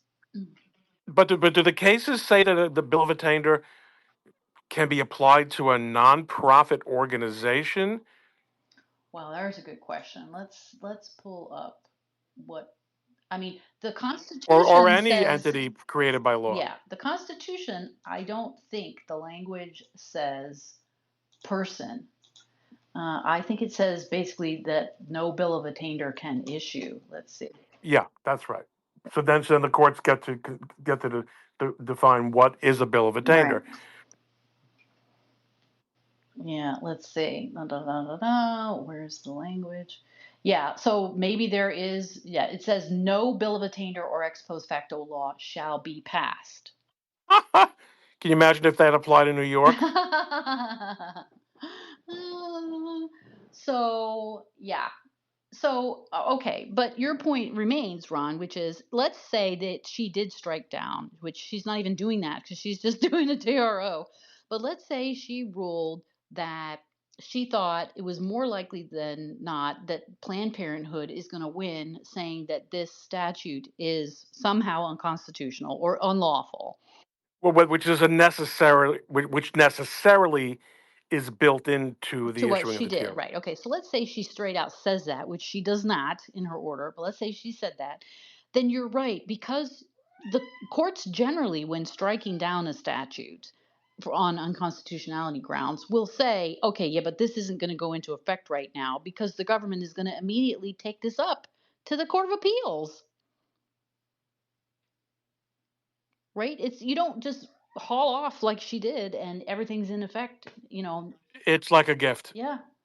It's a gift. I mean, the only better gift would be if the First Circuit would affirm, actually, Which they might, because then they right? could both get bench slammed. Yeah, right. I know. It's craziness. Is, so my question is, if it, I guess I don't think we'll find out, because I really don't think the First Circuit wants to be embarrassed this badly, because it would be great to see if this would be enough for Judge Jackson to, this is a full enough stop for her. Meaning, play that out a bit. Well, she managed to find, even in the case last week, where the judge said that the Supreme Court didn't mean me, or didn't mean, when it stayed my order, it didn't mean my order, it meant Right. It my meant order. my other order. Yeah. So Judge Jackson said, and even Judge Kagan said, "Listen, I think that was a bad stay, but a stay Yeah. is a stay. Right. A stay is a stay." So Jackson, and I think Sotomayor, out of pity for Jackson, which is not doing her any Yeah. favors, No kidding. so they dissented. There's obvious. I mean, there. Let's face it. That's crazy. That's crazy. And my question is, would she find some way to say, no, this is okay also, because even, not only does the executive have to follow the law Mm. everywhere, Congress has to follow the law Congress has to everywhere. follow the law. And the law is what I What we say say, it is. Right. We, the courts. which No. is exactly I mean, what yes, but the no. majority opinion. Yeah. Right. Uh, all right. I'm trying to find this language for you, King, uh, about what did they actually do. They've got a whole section in their complaint saying that, the parliamentarians said it ran afoul of the um, Byrd Amendment initially, and then they changed the language to try and solve that problem. Um, so let's see. Okay, so what the section we're talking about is 71113. So let's see if we can get that section up here. So you guys, what would you do if you're the government? What are you going to do with this tomorrow? What are you going to file? Oh, so many nice. I think you file the emergency. You file an emergency appeal to the First Circuit, and the reason it's an emergency is, first of all, is First of all, because the judge is cray cray. well, all right. That, if that were the case, then, but no, but I think it's because the because of the onerous notice provisions that she put in. Besides the fact that it would be a gross, okay, no, onerous, it would be onerous for them to have to do within 48 hours. The level of the notice and the status report, that's crazy. Even for the federal government, which is unlimited funds, but it's crazy. A, and B, I think it's well established that the, even though it's not the level of tripwire that a constitutional infringement of an individual is, nonetheless, we're very concerned, and it's a constitutional emergency when there is a gross, but I don't want to say violation, but a gross challenge. Uh, Well, or there's a major separation of powers problem yeah, here. yeah. It's as if she ordered the army to attack Mexico. Right, or even on a contract basis, to keep building these jets that the Joint Chiefs and the SecDef have decided we're not buying any more of those. Excellent. Yeah, that's a very good Oh, but you example. say we're going to? Who are you? Remind me? Yeah, no, it's an astonishing grab of power. If you look at And that. it's embarrassing. And the fact she is now, we've reached the point where, as we get through this sort of filter of of lunacy, that this one that got through is now an embarrassment to the judiciary. I mean, they're making it worse for themselves. They're undermining, and this is why Roberts is going to be a friend here. Yes, I agree. I mean, I first of all, for all he's a constitutional scholar. Right. I mean, for all the reasons, but he he is really concerned about the role and the prestige of the judiciary, and she's really shitting the bed on behalf of the entire Article 3. Right. He's like an incrementalist. He's like, courts should be cautious and we shouldn't stake out too big of a position. And she's like, hold my beer while I take a howitzer to this statute. It's really crazy. All right. So I've got the language up here, you guys. And basically, what this section does is it prohibits payments to what are called prohibited entities, which are basically defined as nonprofits that are community providers as defined under a certain section of the Code of Federal Regulations, and that provide abortions other than an abortion, and it gives exceptions: rape and incest, physical injury that might boiling it really down, okay, that might call the woman's life into question. And for which the total amount of expenditures are over a certain amount of money, 800 grand. And so basically they're saying this statute is effectively saying you can't pay Planned Parenthood because you don't want to pay Planned Parenthood. That's their argument. So it's like a tainter. But right, they pass laws regularly that impose taxes only on certain kinds of entities. Universities with endowments over $1 billion, Yeah. or stores that just happen to be Walmart or the big ones. And generally, Yeah. those are. Yeah, that ain't gonna fly. That ain't gonna fly. Right, that gets upheld. So it's kind of like it's like pornography, right? You know it when you see it. So attainder is an attainder when it's an attainder, and it isn't when it's not. It's kind of what it is. So, all right. So, King, I just sent you that language. It's a little wonky because I cut and pasted it, but so you have it. Okay. Well, I mean, God help the government lawyer that gets this dumped on them tonight or tomorrow, trying to figure out what to do. Oh, I can't think of a better reason to stay up late, sweating over a hot keyboard. This is going to be like shooting fish in a barrel. Yeah. And I mean, and they're doing this. They really have done this so well. You really, I mean, Leslie, I think you're a better judge of this than I am. But would you not say that the appellate advocacy, ha, by Oh, from the current by this, administration is spectacular. It they really have is. really, they have been so judicious, Yes. and I'll be using sharp language when sharp language has been called for, but and never, bomb there, because there's been some bombast, because bombast has been appropriate, but never inappropriately At the and appellate always level. At the respectful. appellate level, I agree with you. Sauer is Right. fantastic. His team of Yeah. people he has around him are great. They are doing a great job. Some of the stuff that they're doing in the district courts, I'm not such a fan of, not necessarily what they're trying to go for, but the way that they're going about it. There's a little too much bombast there, a little too much playing to the camera. I don't like that. Um, but on the other hand, some of it is in response to how crazy these district court judges are acting. So, you know, I saw that Matthew wanted to Matthew the wheat bomber wanted to be a speaker. So I'm assuming Matthew that you have something you want to say, and also that Harold wants Harold Finch wants to speak. But let me get Matthew first.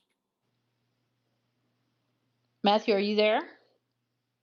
You got to unmute yourself if you're going to talk. I didn't. Yep, Can we you hear you. hear me? I'm supposedly unmuted. No, I didn't ask for any. I don't know how I got on list to All right, talk. I Matthew, really Okay. don't. Well, get lost. yeah. Okay. Well, hi Thank anyway. you.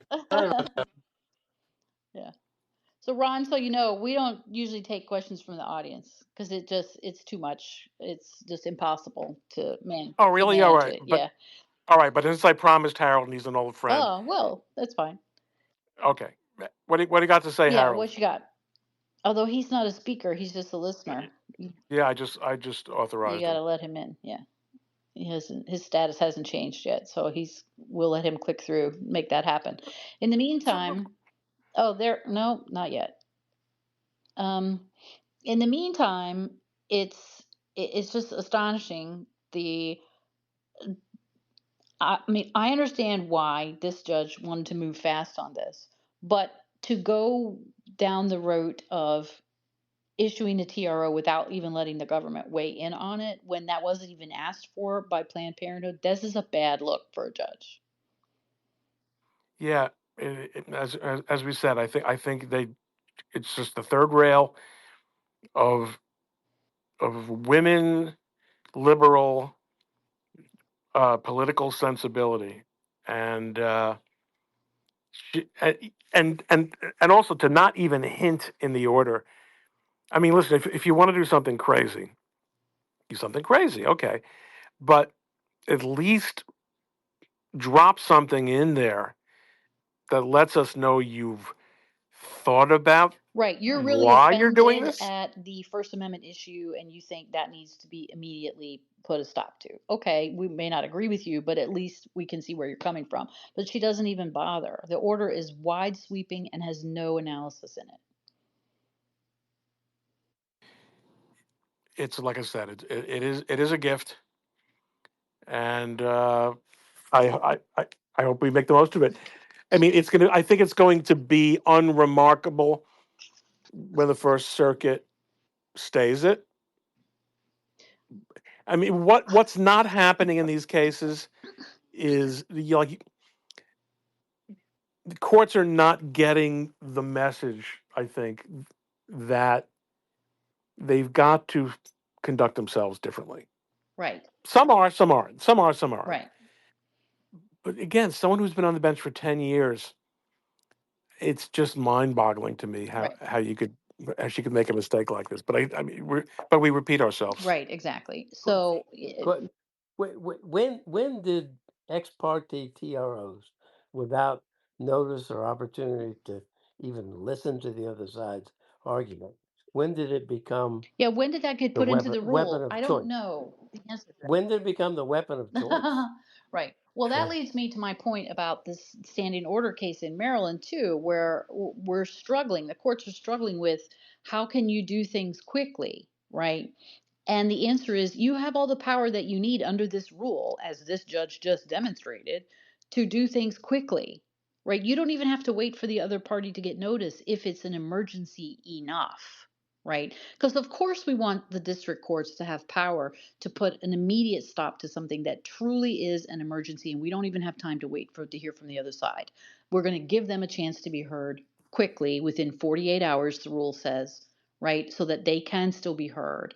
But, if someone's going to die, right?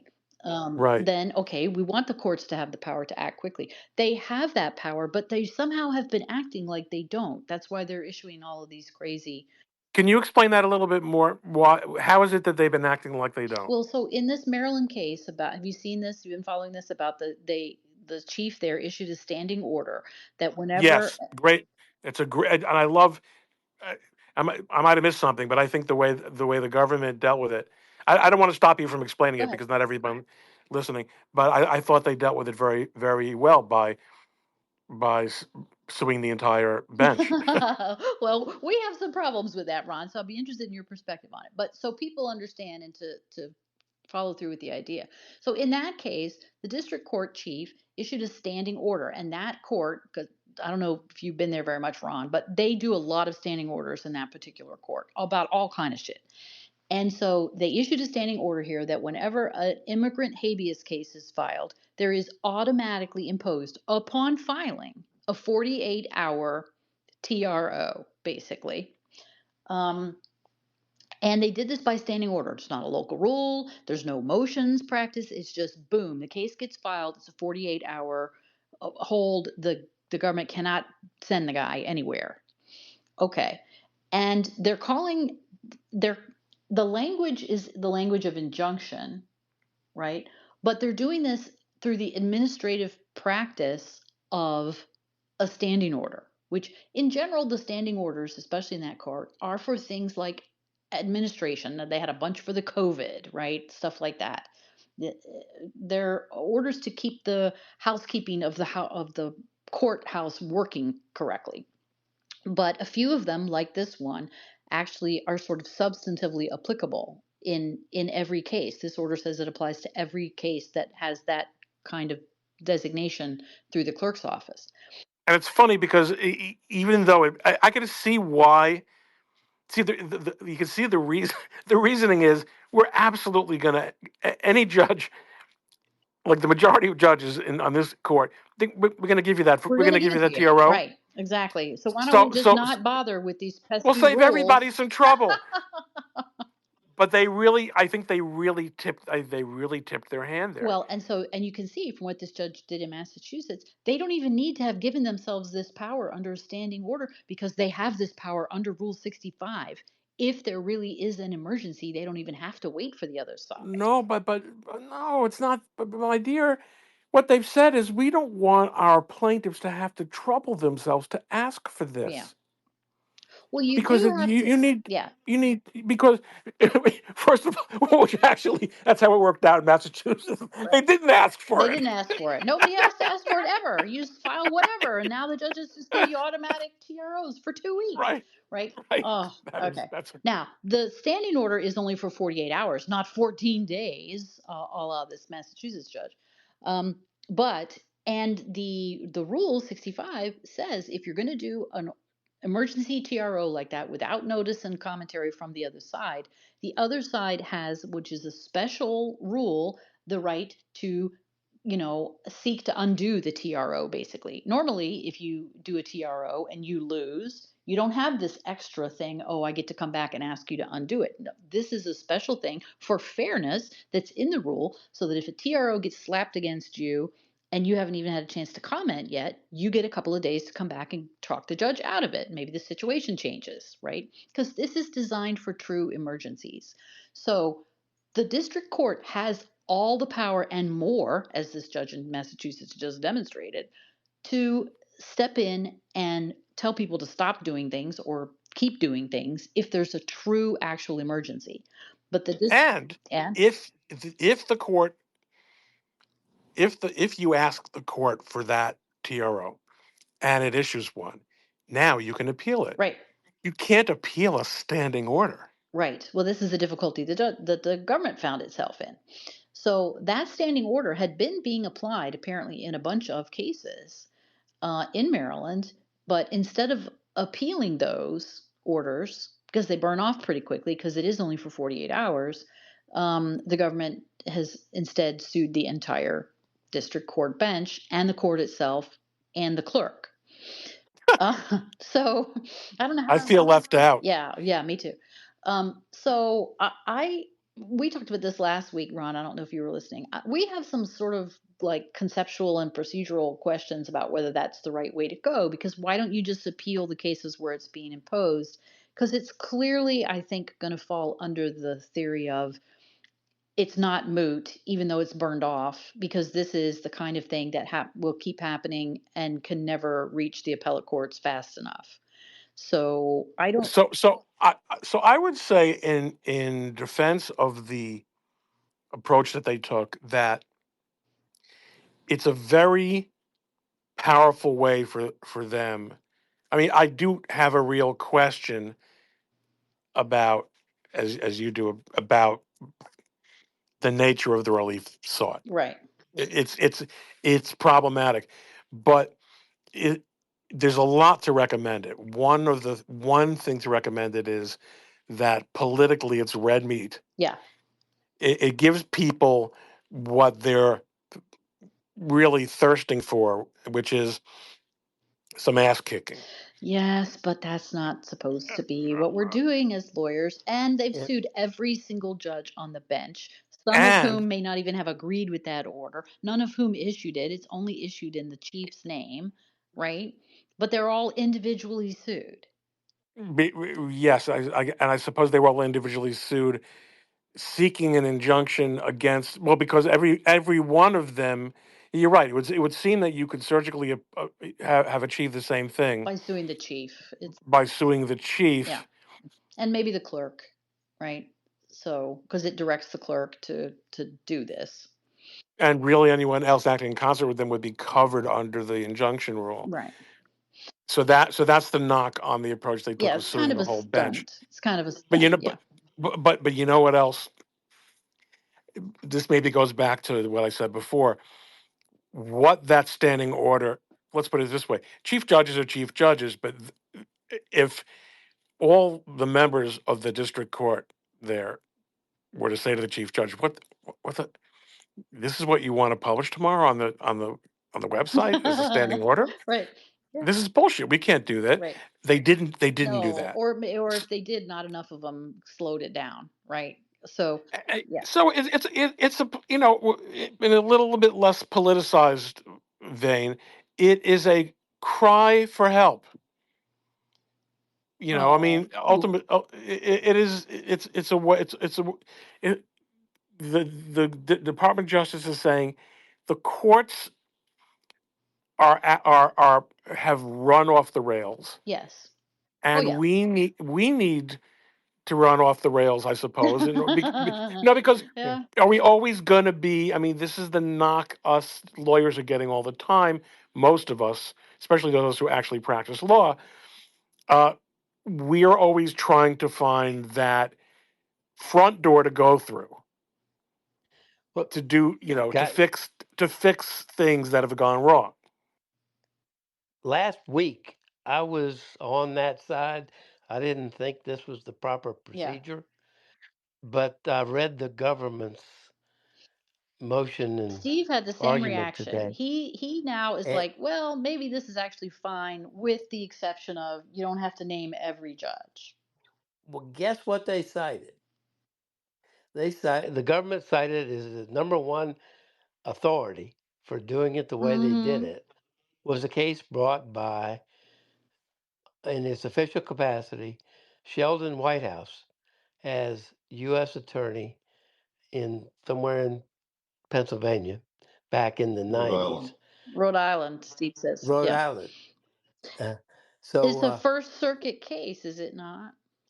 yes, it is. Didn't we just say the And First Circuit's a bit as and bonkers? and the precedent for doing it this way is Senator Yeah. Whitehouse. Right. That's Yeah. uh, that's a neat Yeah. trick. Right. I Okay. agree. It's cool. Okay. But is the Fourth Circuit going to be impressed that the First Circuit says you can do it this way? I'm not so sure Richmond is going to be impressed that Rhode Island thinks so. But we'll see about that. But Well, what's interesting is they've already taken certain steps in the Fourth Circuit. In other words, they didn't immediately slap it down. No, right. it was kicked up to the Fourth Circuit, Well, they referred the motion right, to to the transfer it to chief a new judge. judge. The Fourth Circuit didn't even open a case number, but it's apparent that the clerks talked to each other, right? Because they assigned it to a judge from the Western District of Virginia. No, the District of West Virginia. Or no, you're right, the Western No, District. it's the Western Yeah, District you're right. of Virginia. And he's a Trump appointed judge, the one who's handling it. Cullen is his name. What were you going to say, Ron?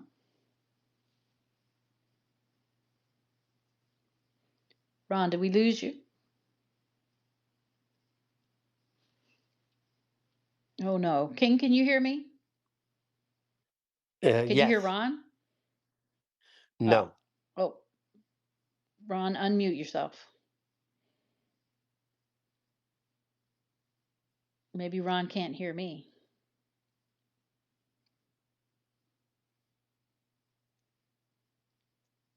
King, can you hear me?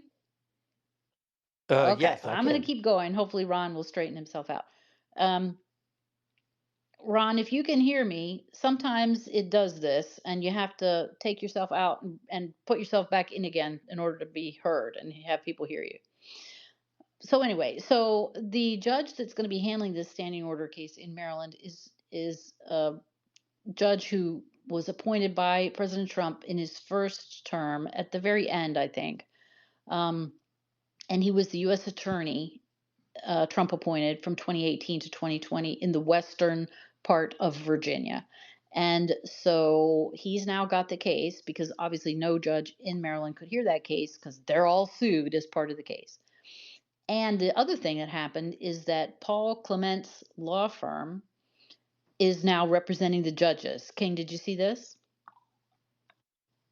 No, I Yeah. missed that. So his firm entered their appearance. One of the lawyers in his firm, a junior partner, I think, is already admitted in that courthouse in the District of Maryland, and he entered his appearance. And then Paul and two of the other lawyers, these are excellent, excellent lawyers, you guys. And this is a conservative law firm. These are lawyers who frequently raise conservative issues. Paul Clement is, one of the best appellate and Supreme Court practitioners in the country. Erin Murphy, who's on his staff, she's probably the top female appellate lawyer in the country, especially now that Harmeet is is actually in the government. And so they have entered their appearance. They're going to defend the judges in this case. It doesn't say, I haven't seen any reporting even on who did the DOJ arrange that? Because normally they defend the judges when the judges get sued. But when DOJ sues the judges, now DOJ can't also defend the judges. But I wonder if they farmed that out or if the judges have gone and independently retain Paul's firm. The DOJ didn't dictate to the judges who they could have. No, no, of course not. But they have an obligation to defend them. So they may have said, here's when we can't, when we're conflicted out, here's who we go to. What I don't know. But Ron, can you hear us now? Yes, yes, I had a technical Ah, difficulty, which was sorry. resolved. Yes, So you've been following this. So, Paul Clement is a fantastic lawyer. He's at the top of the pile for appellate. So, he's Yeah, propelled the Supreme yeah, Court. exactly. a clerk with Justice Scalia. Yeah. And so like Aaron So Murphy he, clerked for Roberts, I think, these they've all got that kind of level of experience. So they're on the right. So here you've got this right of center law firm defending the judges against a suit by the Trump DOJ, and now a Trump judge has been appointed to hear it. So it's a fascinating Well, and the fact is, there's a completely legitimate. First of all, take a step back. Until 5 years ago, this kind of thing happened all the right. time. Appellate advocates and Paul was the one who was right, who was thrown out of Yes, his his firm, firm. right. For So, repping right of center causes. Yeah. Yeah. right. So he's reminding everyone of how you're supposed to Right. do it. Which is especially appellate lawyers. But also, there is a procedural, or maybe I'll even say a process interest here that is worthy of being Right. developed as well as it can be. And frankly, the Fourth Circuit's not that good. And Paul Clement is a great guy to help them understand Right. their best argument. Exactly. Uh, so I think that's a great development. It'd be fantastic. I mean, I don't think we're going to see a return to that level No. of An civility objectivity, again. I agree, and the law is the law, But but he's an outstanding. No, yeah. he's truly an Yeah, they're outstanding person. outstanding advocates of all four of them. So we'll see, what do they develop? Will they raise some of the arguments that we were struggling with last week over, is this a proper case? Right? Now, on the merits, and Steve actually has an article he's writing about this. On the merits, the government is right. This standing order is a piece of crap. It's really a local rule that they didn't put through the local rule process. Which you can't do. But even if it were a local rule, it would still be an insta-junction. Right. Which A- they also And can't do. that's Right. right. That's just it's and like I said, it really tips the scales. It gives an advantage to I mean it's an absolutely it's the antithesis of Right. justice. Just like this, what this Massachusetts judge just did. Right. Exactly. It's whoever files first gets the injunction. But what's interesting is that in Steve's research, the standing order is modeled on a similar order in the circuit, which also has like an automatic stay. They're calling it a stay, aren't they, Steve? The circuit. He says yes. That makes more sense at the appellate level, don't you think, Ron? Oh, wait a minute. There is a similar rule of the Yeah. circuit. Everything makes more sense Yeah. now because now they're daring the Fourth Circuit to say, if the Fourth Circuit says you can't do that shit, then the government comes into the circuit and Well, says, you do it. uh, well, you do Okay. it. Maybe you should. And if they say, well, you can't do that shit, uh, then they can go to the Supreme Court and say, look what's going on in the Fourth Circuit. They're not they're not insane like the First Circuit, but they seem to have this idea. So I kind of like that. That does put a Yeah, different. slightly different spin on it. But it's interesting because we're juxtaposing, if you look at this Massachusetts case we were just talking about, and now this case in the district court and this now Fourth Circuit rule, there's a difference between a stay and an injunction, right? So, and there's a difference between you're in trial court and you're in the appellate court. As we've just Well, remember there are you don't get an injunction against the court; you get a mandamus. Right, but I'm saying if Well, you're a litigant and you're trying to get injunction against the other party, as we've just gone over ad nauseum in this Massachusetts case, the rules of the court give the court that kind of immediate automatic emergency power when it's appropriate.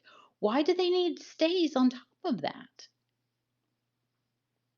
So they don't have to quit They their don't have golf to do the game. work. Right, Oh, exactly. that's right, Yeah. right. That's what I Yeah. said. They don't have to, and neither do their friends in the left wing bar.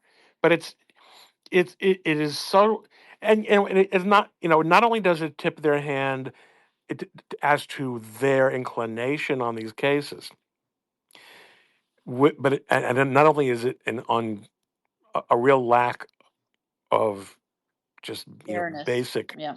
fairness, but it also tips their hands about their attitude towards the whole process. Not only substantively, but we're not, we're here to give the government a hard time. I think there's a strong flavor of, this is very upsetting to us. Like we have to run around and do stuff, like, on a dime. And we're uncomfortable with that. This is very disruptive, right? I think you're, Yeah. yeah, I mean, Okay. and Tough frankly, I could even tiddlywinks. imagine, I could imagine a world in which they were saying this is because remember this was going so fast and Yeah. furious in March and Yeah. April. We said this is fucking ridiculous. This is Right. crazy. And besides, look what happens if you leave it up to the duty Yeah. judge, they're going to maybe pull a Jeb Boasberg on you, okay? And that embarrasses us. Right. So how about we use this will be a cooling off Exactly, and a method, regularization procedure. Exactly. but Yeah. it's but you know what? You're a judge. You should know better. Exactly. Exactly. You should know that that's not how this works. It has to be an actual emergency, and that it's disruptive to you is not an emergency. So, but Steve, talk about the thing between the appellate rule and the standing order. Well, while they sound very much the same, conceptually, there's a big difference between a stay and an injunction. Uh, the stay, which is what the appellate court does, the stay is based on the concept of putting a hold on the original order or judgment itself. In other words, when a lower court issues an order, that order can be made inoperative, put on hold, either by the court that issued it or by the appellate court if you file a notice of appeal. And the rules clearly provide for stays either by the court that issued the order itself or by the appellate court if you filed a notice of appeal. There's a requirement saying you got to go to the lower court first before you go to the higher court. Now, in contrast, and the Supreme Court has pointed this out, an injunction is doesn't doesn't make the order inoperative. It's an injunction is directed to people, telling them what they can or can't do.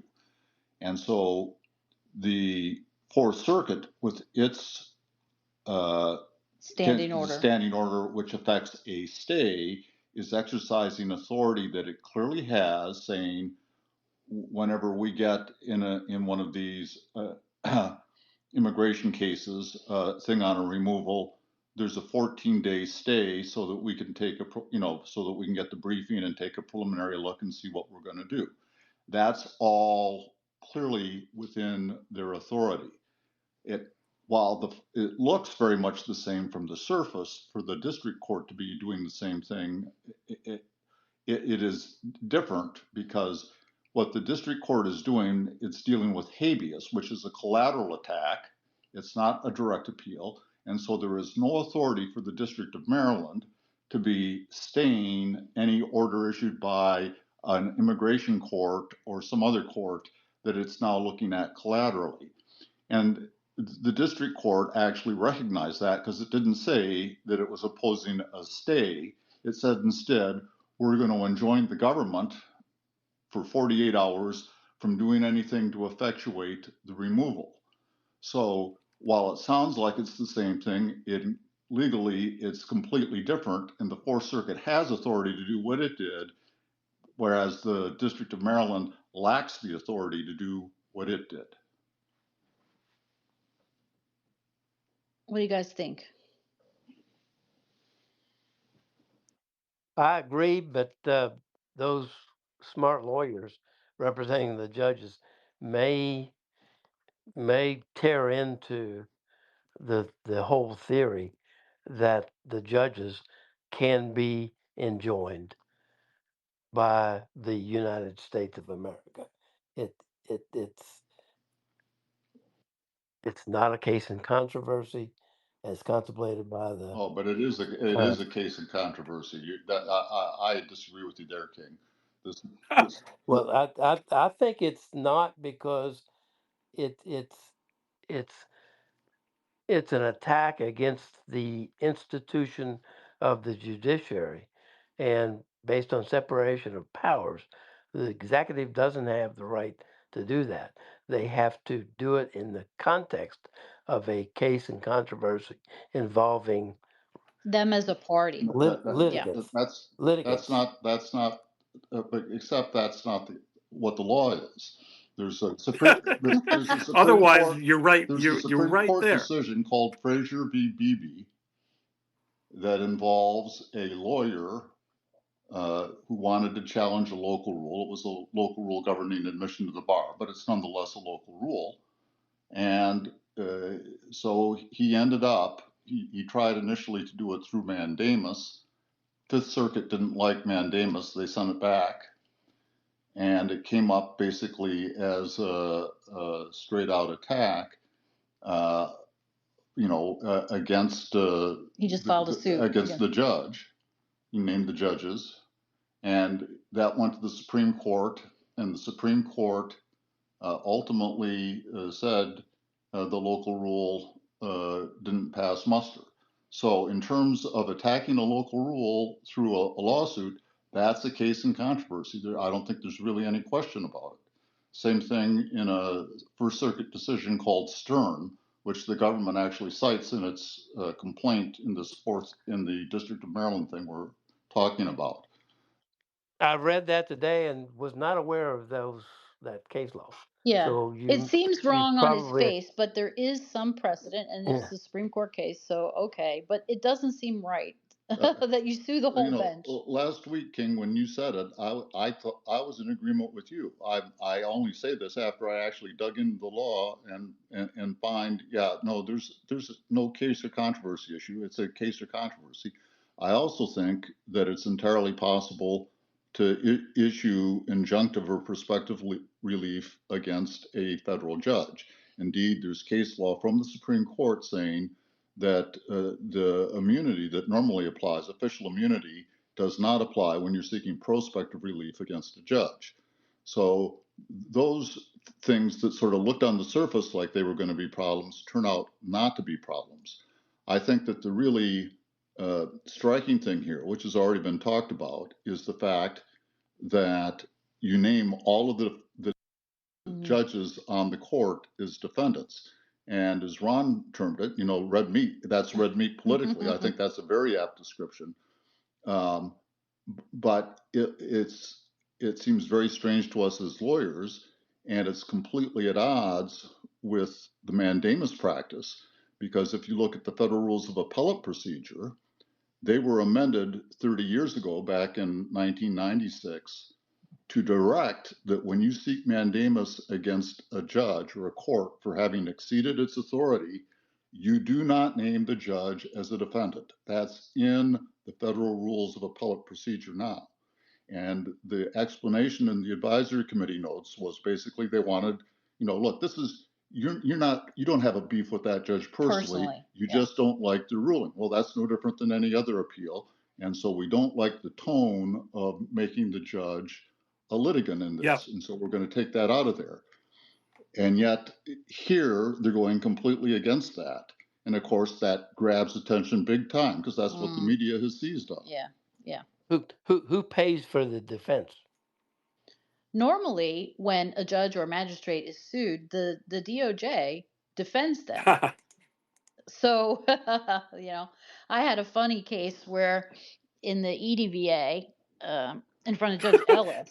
Well, what judges can spend money now, right? Yeah, So yeah, they exactly. can just order that crevasse defend them. Yeah, exactly.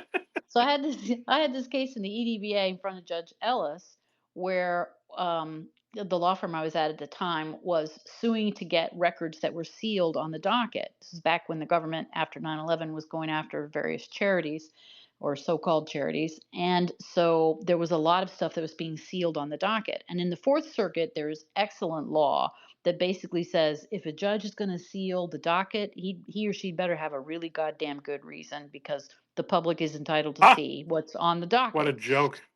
Yeah, That sure as seriously. hell isn't Second Circuit law. Oh my goodness. So the law firm was representing the media, left, right, and center, who all wanted to see what was on this docket, right? So a magistrate judge had ordered that the docket be sealed and would not reconsider that.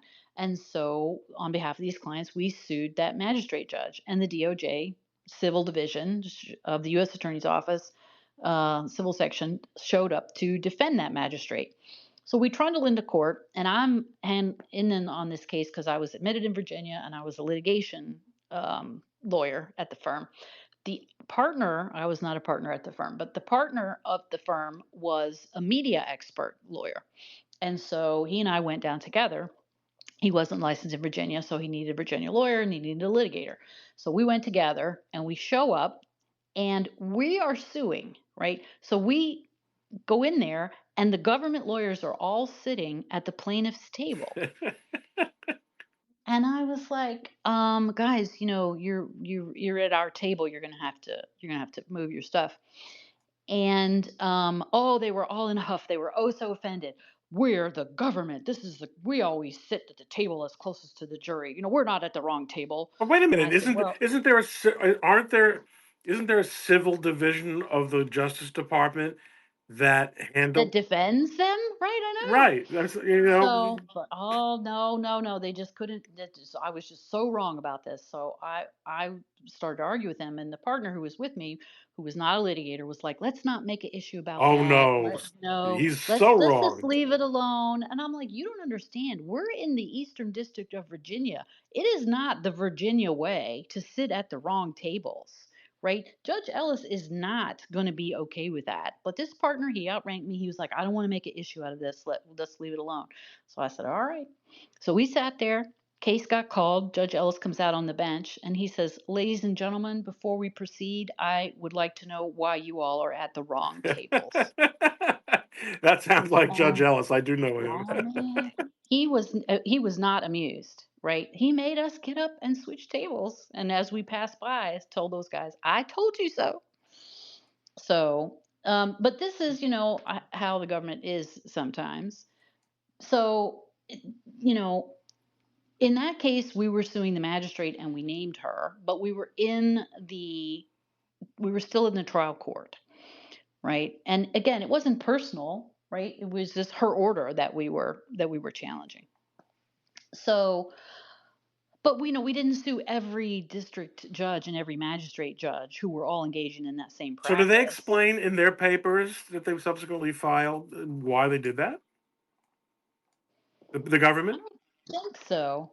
The, No. what, the, Why why they they sued them named? all? Well, they cite this First Circuit decision called Stern, In Right. their complaint. and in Stern, that is the approach that was taken. But if you dig down, and the First Circuit mentions that in its decision, doesn't criticize it, but it doesn't analyze it. It simply says that's what happened. Um, if you dig down into the history of the case, though, it turns out that originally the plaintiffs in that case only sued the district court itself, and then evidently they had a concern about whether the district court as such Right. was an entity that could sue or be sued. Ah. And, and in order to head off any issue, they joined in all of the sitting judges uh, Well, as as and I defendants. was a So yeah, and I was about to say, as a litigator, when you don't know whether or not a party should be added, You add you them. add them because it wouldn't be Right? they can get dismissed and your case goes on. But Right. if they should have been added in the first place, and you've added and all you've done is sue the wrong party, you got Yeah. nothing. It creates problems. And as you say, you can always dismiss people out. So, so here, what they're doing is they're saying, well, this is the procedure that was blessed in the First Circuit. And what they don't say, but what you said is, coincidentally, this is great political red meat. right.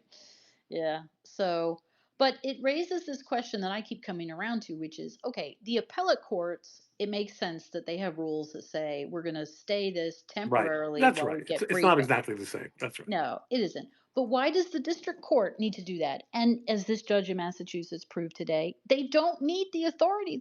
They have the power already. They have the power to abuse their power already. Already. Exactly. Exactly. So, all right. Well, the last thing we wanted to do tonight, because we've been going now for a couple of hours, is I wanted to give people a brief updates on some of these. We've been every week recently this month, Ron, talking about sort of these hot button issues that are cases of interest to the right. So this is only going to take a few minutes if you want to hang in there with us. So I'm hanging. first of all, Senator Padilla has, as of today, has not been indicted. We had some over under a few weeks ago, Ron, on whether or not Padilla would be invited for getting handsy with Christy Noem's security detail. But so far, He's no not going to be indictment. indicted.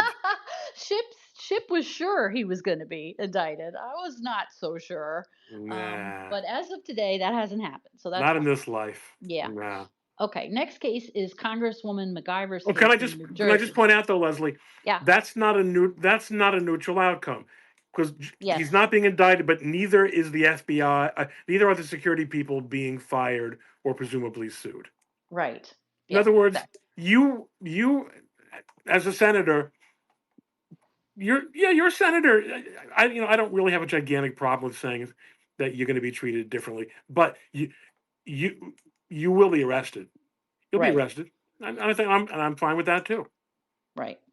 So, yeah, we're going to have to come up with a matrix, I told Ship, of Padilla, MacGyver, Dugan, this judge in Wisconsin, and who was the other one, King, that we were talking about, Oh as yeah, to how, how bad is there's his another conduct. judge.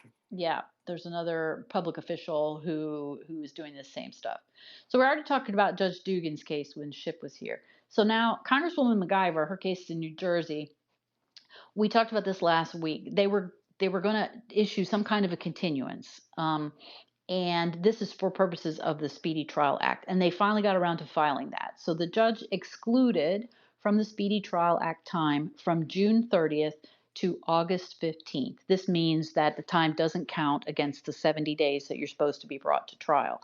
And the reason that they did that is for the ends of justice. That's what the DC judges like to use too. Yeah, right. We know Yeah, about that. in this, it's in the statute, and Yep. this is, I think, a good use of it. So the reason they're doing it is because they have a ton of audio and video discovery to turn over to her lawyers, all those cameras rolling, right?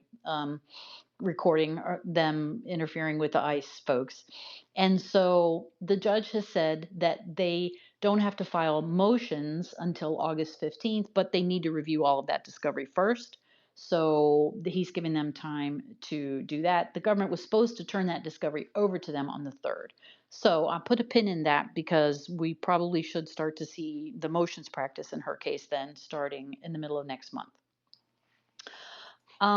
In the National Guard case out in California, where Newsom has sued Trump for taking over the California National Guard, we thought this case might sort of die a slow death after the Ninth Circuit said that Judge Breyer was wrong, that Trump had improperly done that. So they were supposed to be doing some expedited discovery, which was kind of supposed to be done next week.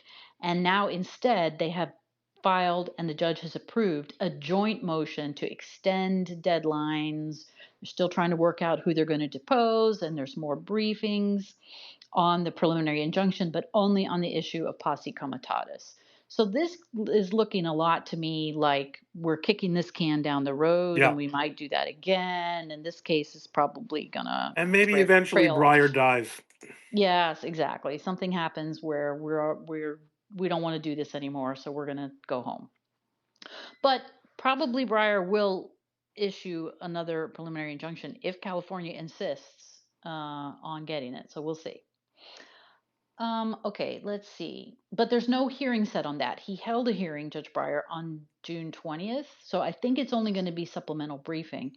So that's supposed to be finished up in the first part of August. So It doesn't again, really matter. I can tell you from yeah. experience, Breyer, if you could have a hearing, Breyer's not listening anyway. Okay, well, there you go. So same kind of thing. By mid-August, we should see more motion on that. And then I thought people might be interested on these two cases in Maryland where that the Supreme Court ruled on at the end of the term. One was on the books in school, the religious freedom case. Mahmoud versus Taylor, I Taylor, think. yes, exactly. And so in that case, let's see what was happening. I looked at the docket and oh, I didn't write it down. Let me switch for a second to the other one. The same judge has both of these cases. The other one's the birthright citizenship case. This is Judge, what is her last name? Broadford, I think. And she has unfortunately got both of these cases. And in the birthright citizenship case, in light of the way the Supreme Court ruled on the national injunctions, they turned around the same day and filed for class action status. And she also asks the government to say what did it think it had the power to do in carrying out Trump's executive order on the birthright citizenship. Why is that their burden? Because I think because she she just made it their burden. yes, I think she just wanted yes, she wanted to know what did the government think about that. So they filed a notice that said, well, the Supreme Court said it couldn't go into effect earlier than 30 days from the issuance of their opinion. So that would be July 27th. And that the order itself has a section in it saying that the government could ramp up for 30 days. So they think they're in the 30-day ramp up period where they can get their regulations and their implementation guidance and everything in order, but that they can't actually put it into effect until July 27th. And then she's obviously going to decide whether or not the executive branch's orders, I mean regulations, comport with her sense of justice and Of what is the right thing to do or right. Yeah, something. Right, as a exactly. Right. policymaker. Yeah. Right. So that case there is going to be something else is going to be happening but not super soon. And then the other case is this one about the books. And so I didn't write down the answer. Let me see if I can pull it up here real quick.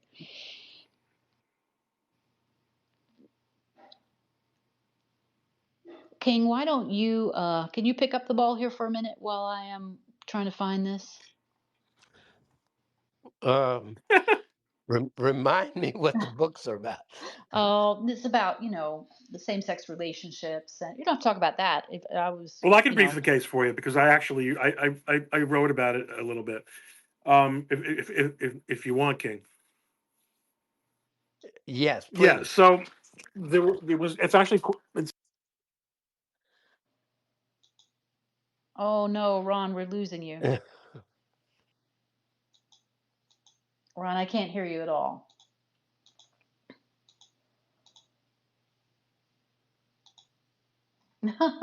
King, can you hear me? I can hear you. Yeah, I think you're going to have to pick up the ball. But it doesn't have to be about this case. Is there anything you wanted to say about that standing order issue? I didn't mean to cut you off. The Let me get my thoughts again. Yeah, the nothing on the standing order except one thing that puzzles me is why they can't work that out. Now they have good lawyers on both sides. Right, I agree. They might. That's why I was encouraged to see Paul Clement's firm today come in. So Because the judges really don't need it. They can they do the don't. if Right, they can accomplish the same thing legally under the rules. They just have to be available. Make somebody available to sign an order. right. Okay, I have found right, and they already have procedures for doing that. Is the reality. The courthouse has in the local rules and so forth, they have the ability to do things, on the spot. That they don't want to use those procedures is kind of beside the point. Okay, so in this Mahmood case, yeah, I didn't write it down, but I pulled it. The parties filed a joint status report. This is what has happened. So, Ron, can you hear us now? No, I can't hear you. Um, so, what has happened is they filed a joint status report together where what they want to do is, well, the government is basically saying because the Supremes reversed the Fourth Circuit and said that the county school system has to let the parents opt out. They have to notify the plaintiffs, like the parents, in advance of whether um, the book is going to be used in question, allow them to have their children excused.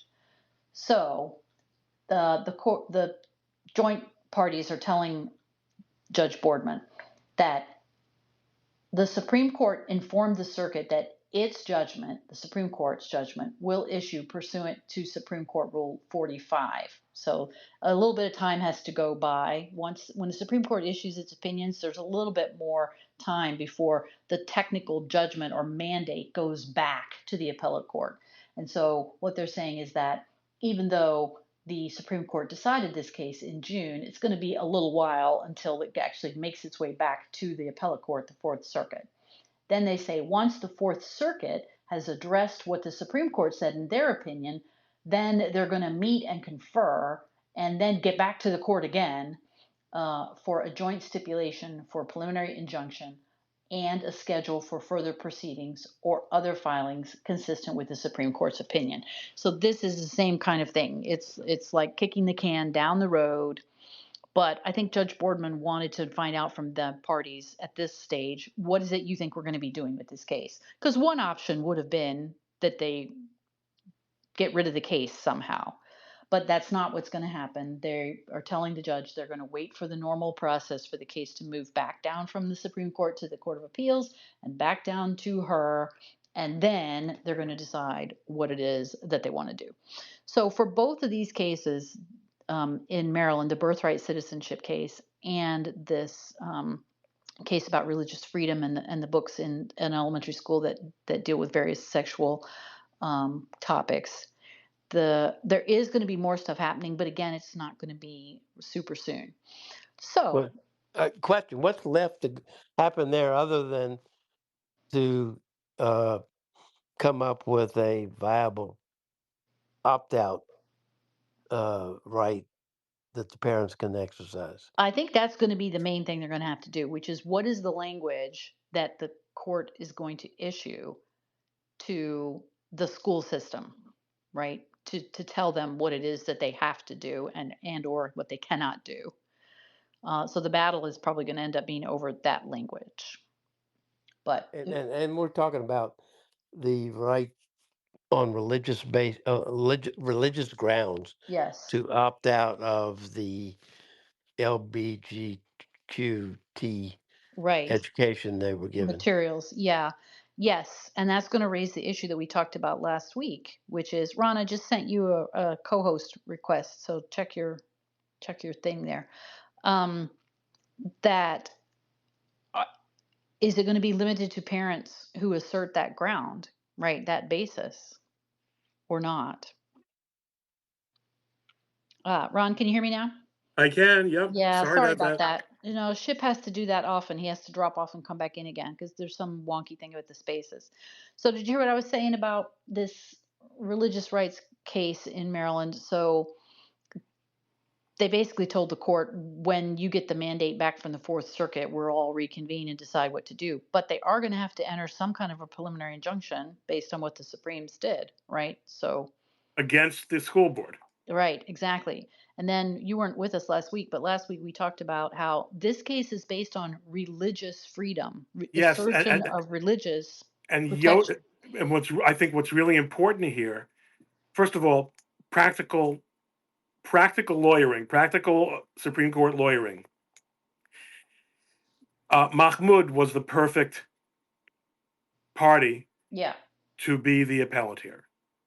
We know how that works. Okay, I don't right, have to explain that. right, But I think one of the most important things to come out of this decision was the Supreme Court saying to the Fourth Circuit, "Where do you find this limitation in Yoder? right, Yoder is exactly what it says. You can't do this." right, Awesome. right. Go ahead. Awesome. That's all. It's awesome. Oh, yes, but my problem with it last week is that it doesn't go as far, literally, it doesn't go as far as people who just object to this, not on necessarily any religious ground, but on the Ah, grounds that their 6-year-old is too young for this, in their opinion. yeah. So Right. you know why? Because so you know how it is. Mm-hmm. You argue. You make the arguments you need to win, not the Right. arguments that you really want. Right. That, not and yes, I agree with you. That's a super. You shouldn't have to come here. You shouldn't have to come on. And I'm surprised, by the way. And there were a couple of mentions of indoctrination. Mm-hmm. Yes. Is including in Amy's opinion. in the concern and the concurrence, Yes. they don't go there. They don't even say we're not going to go there. But and listen, it's a super thorny issue. I Yeah. have to say that as easy as much as I love as much as the next guy, second guessing the Supreme Court's Yeah. bashfulness. Yeah. I think I might have to spend 1 or 2 hours before answering that question.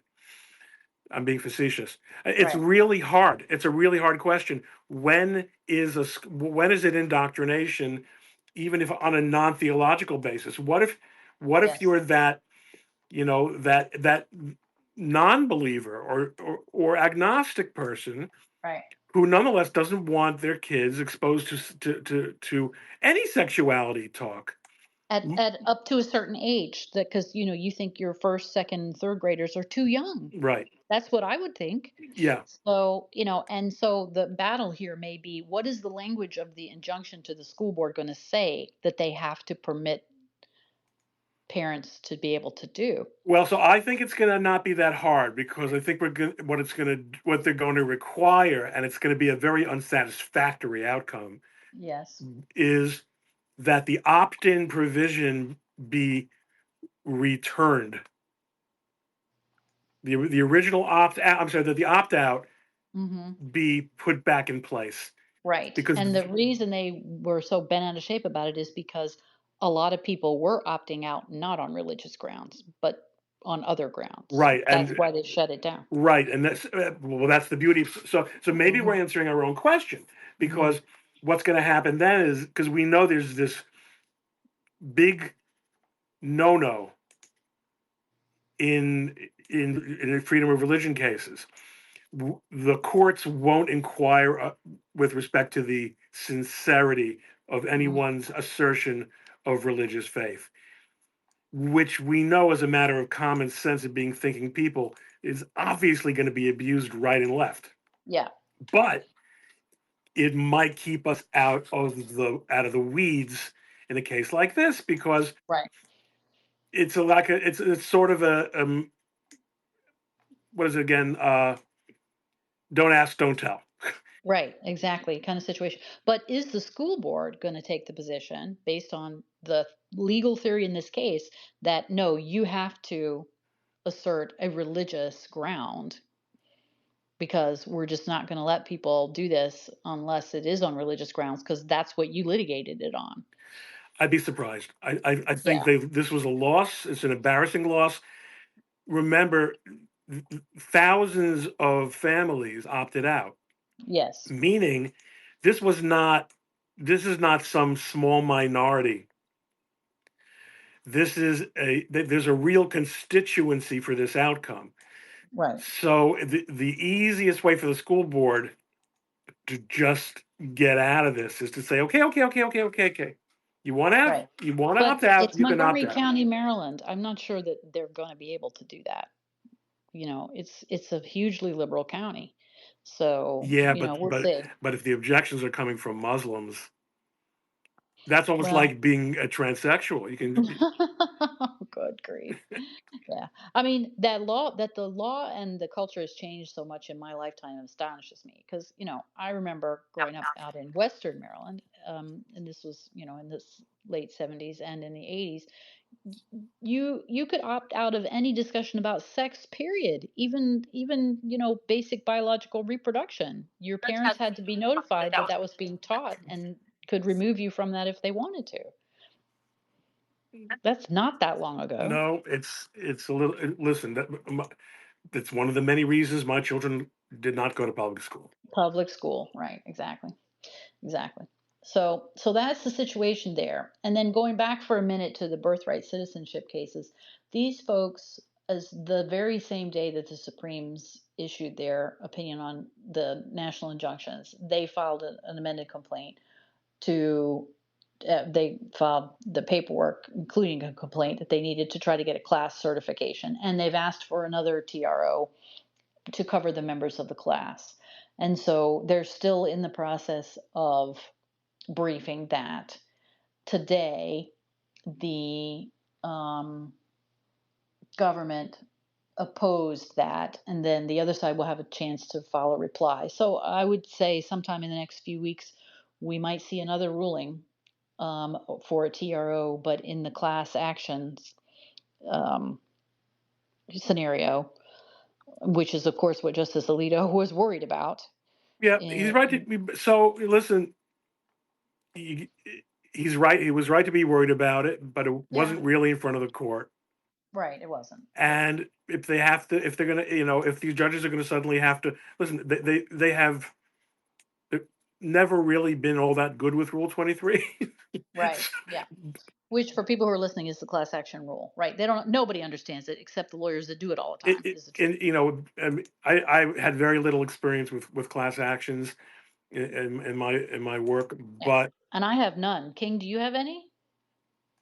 Minimal. Yeah, but minimal. We need to find somebody who does know a lot about it because we get questions from our folks about but it that, and is I all don't know. about the class certification. That is Right, almost always where the rubber meets the road in these cases.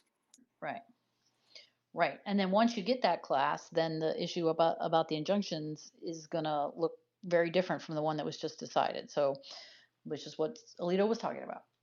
So that's the status on that. So at that point, I think I've covered everything that we've been tracking the last few weeks. It's astonishing to me how many of these cases sort of play off of one another. Yeah, how so? Not how is it Well, astonishing? How are they playing off one another? well, like this Massachusetts case, it bleeds into the issues about the standing order, right? So many of these cases have to do with the we were going to talk about these sanctuary cities lawsuits, which we're going to have to do another time because we just don't have time tonight. But all these ICE cases are, and then we're talking those have to do with this judge in Wisconsin and Congresswoman MacGyver's case, and whether Senator Padilla should be charged or Well, they not. all But get that's at so they all get at the overall lawfare efforts.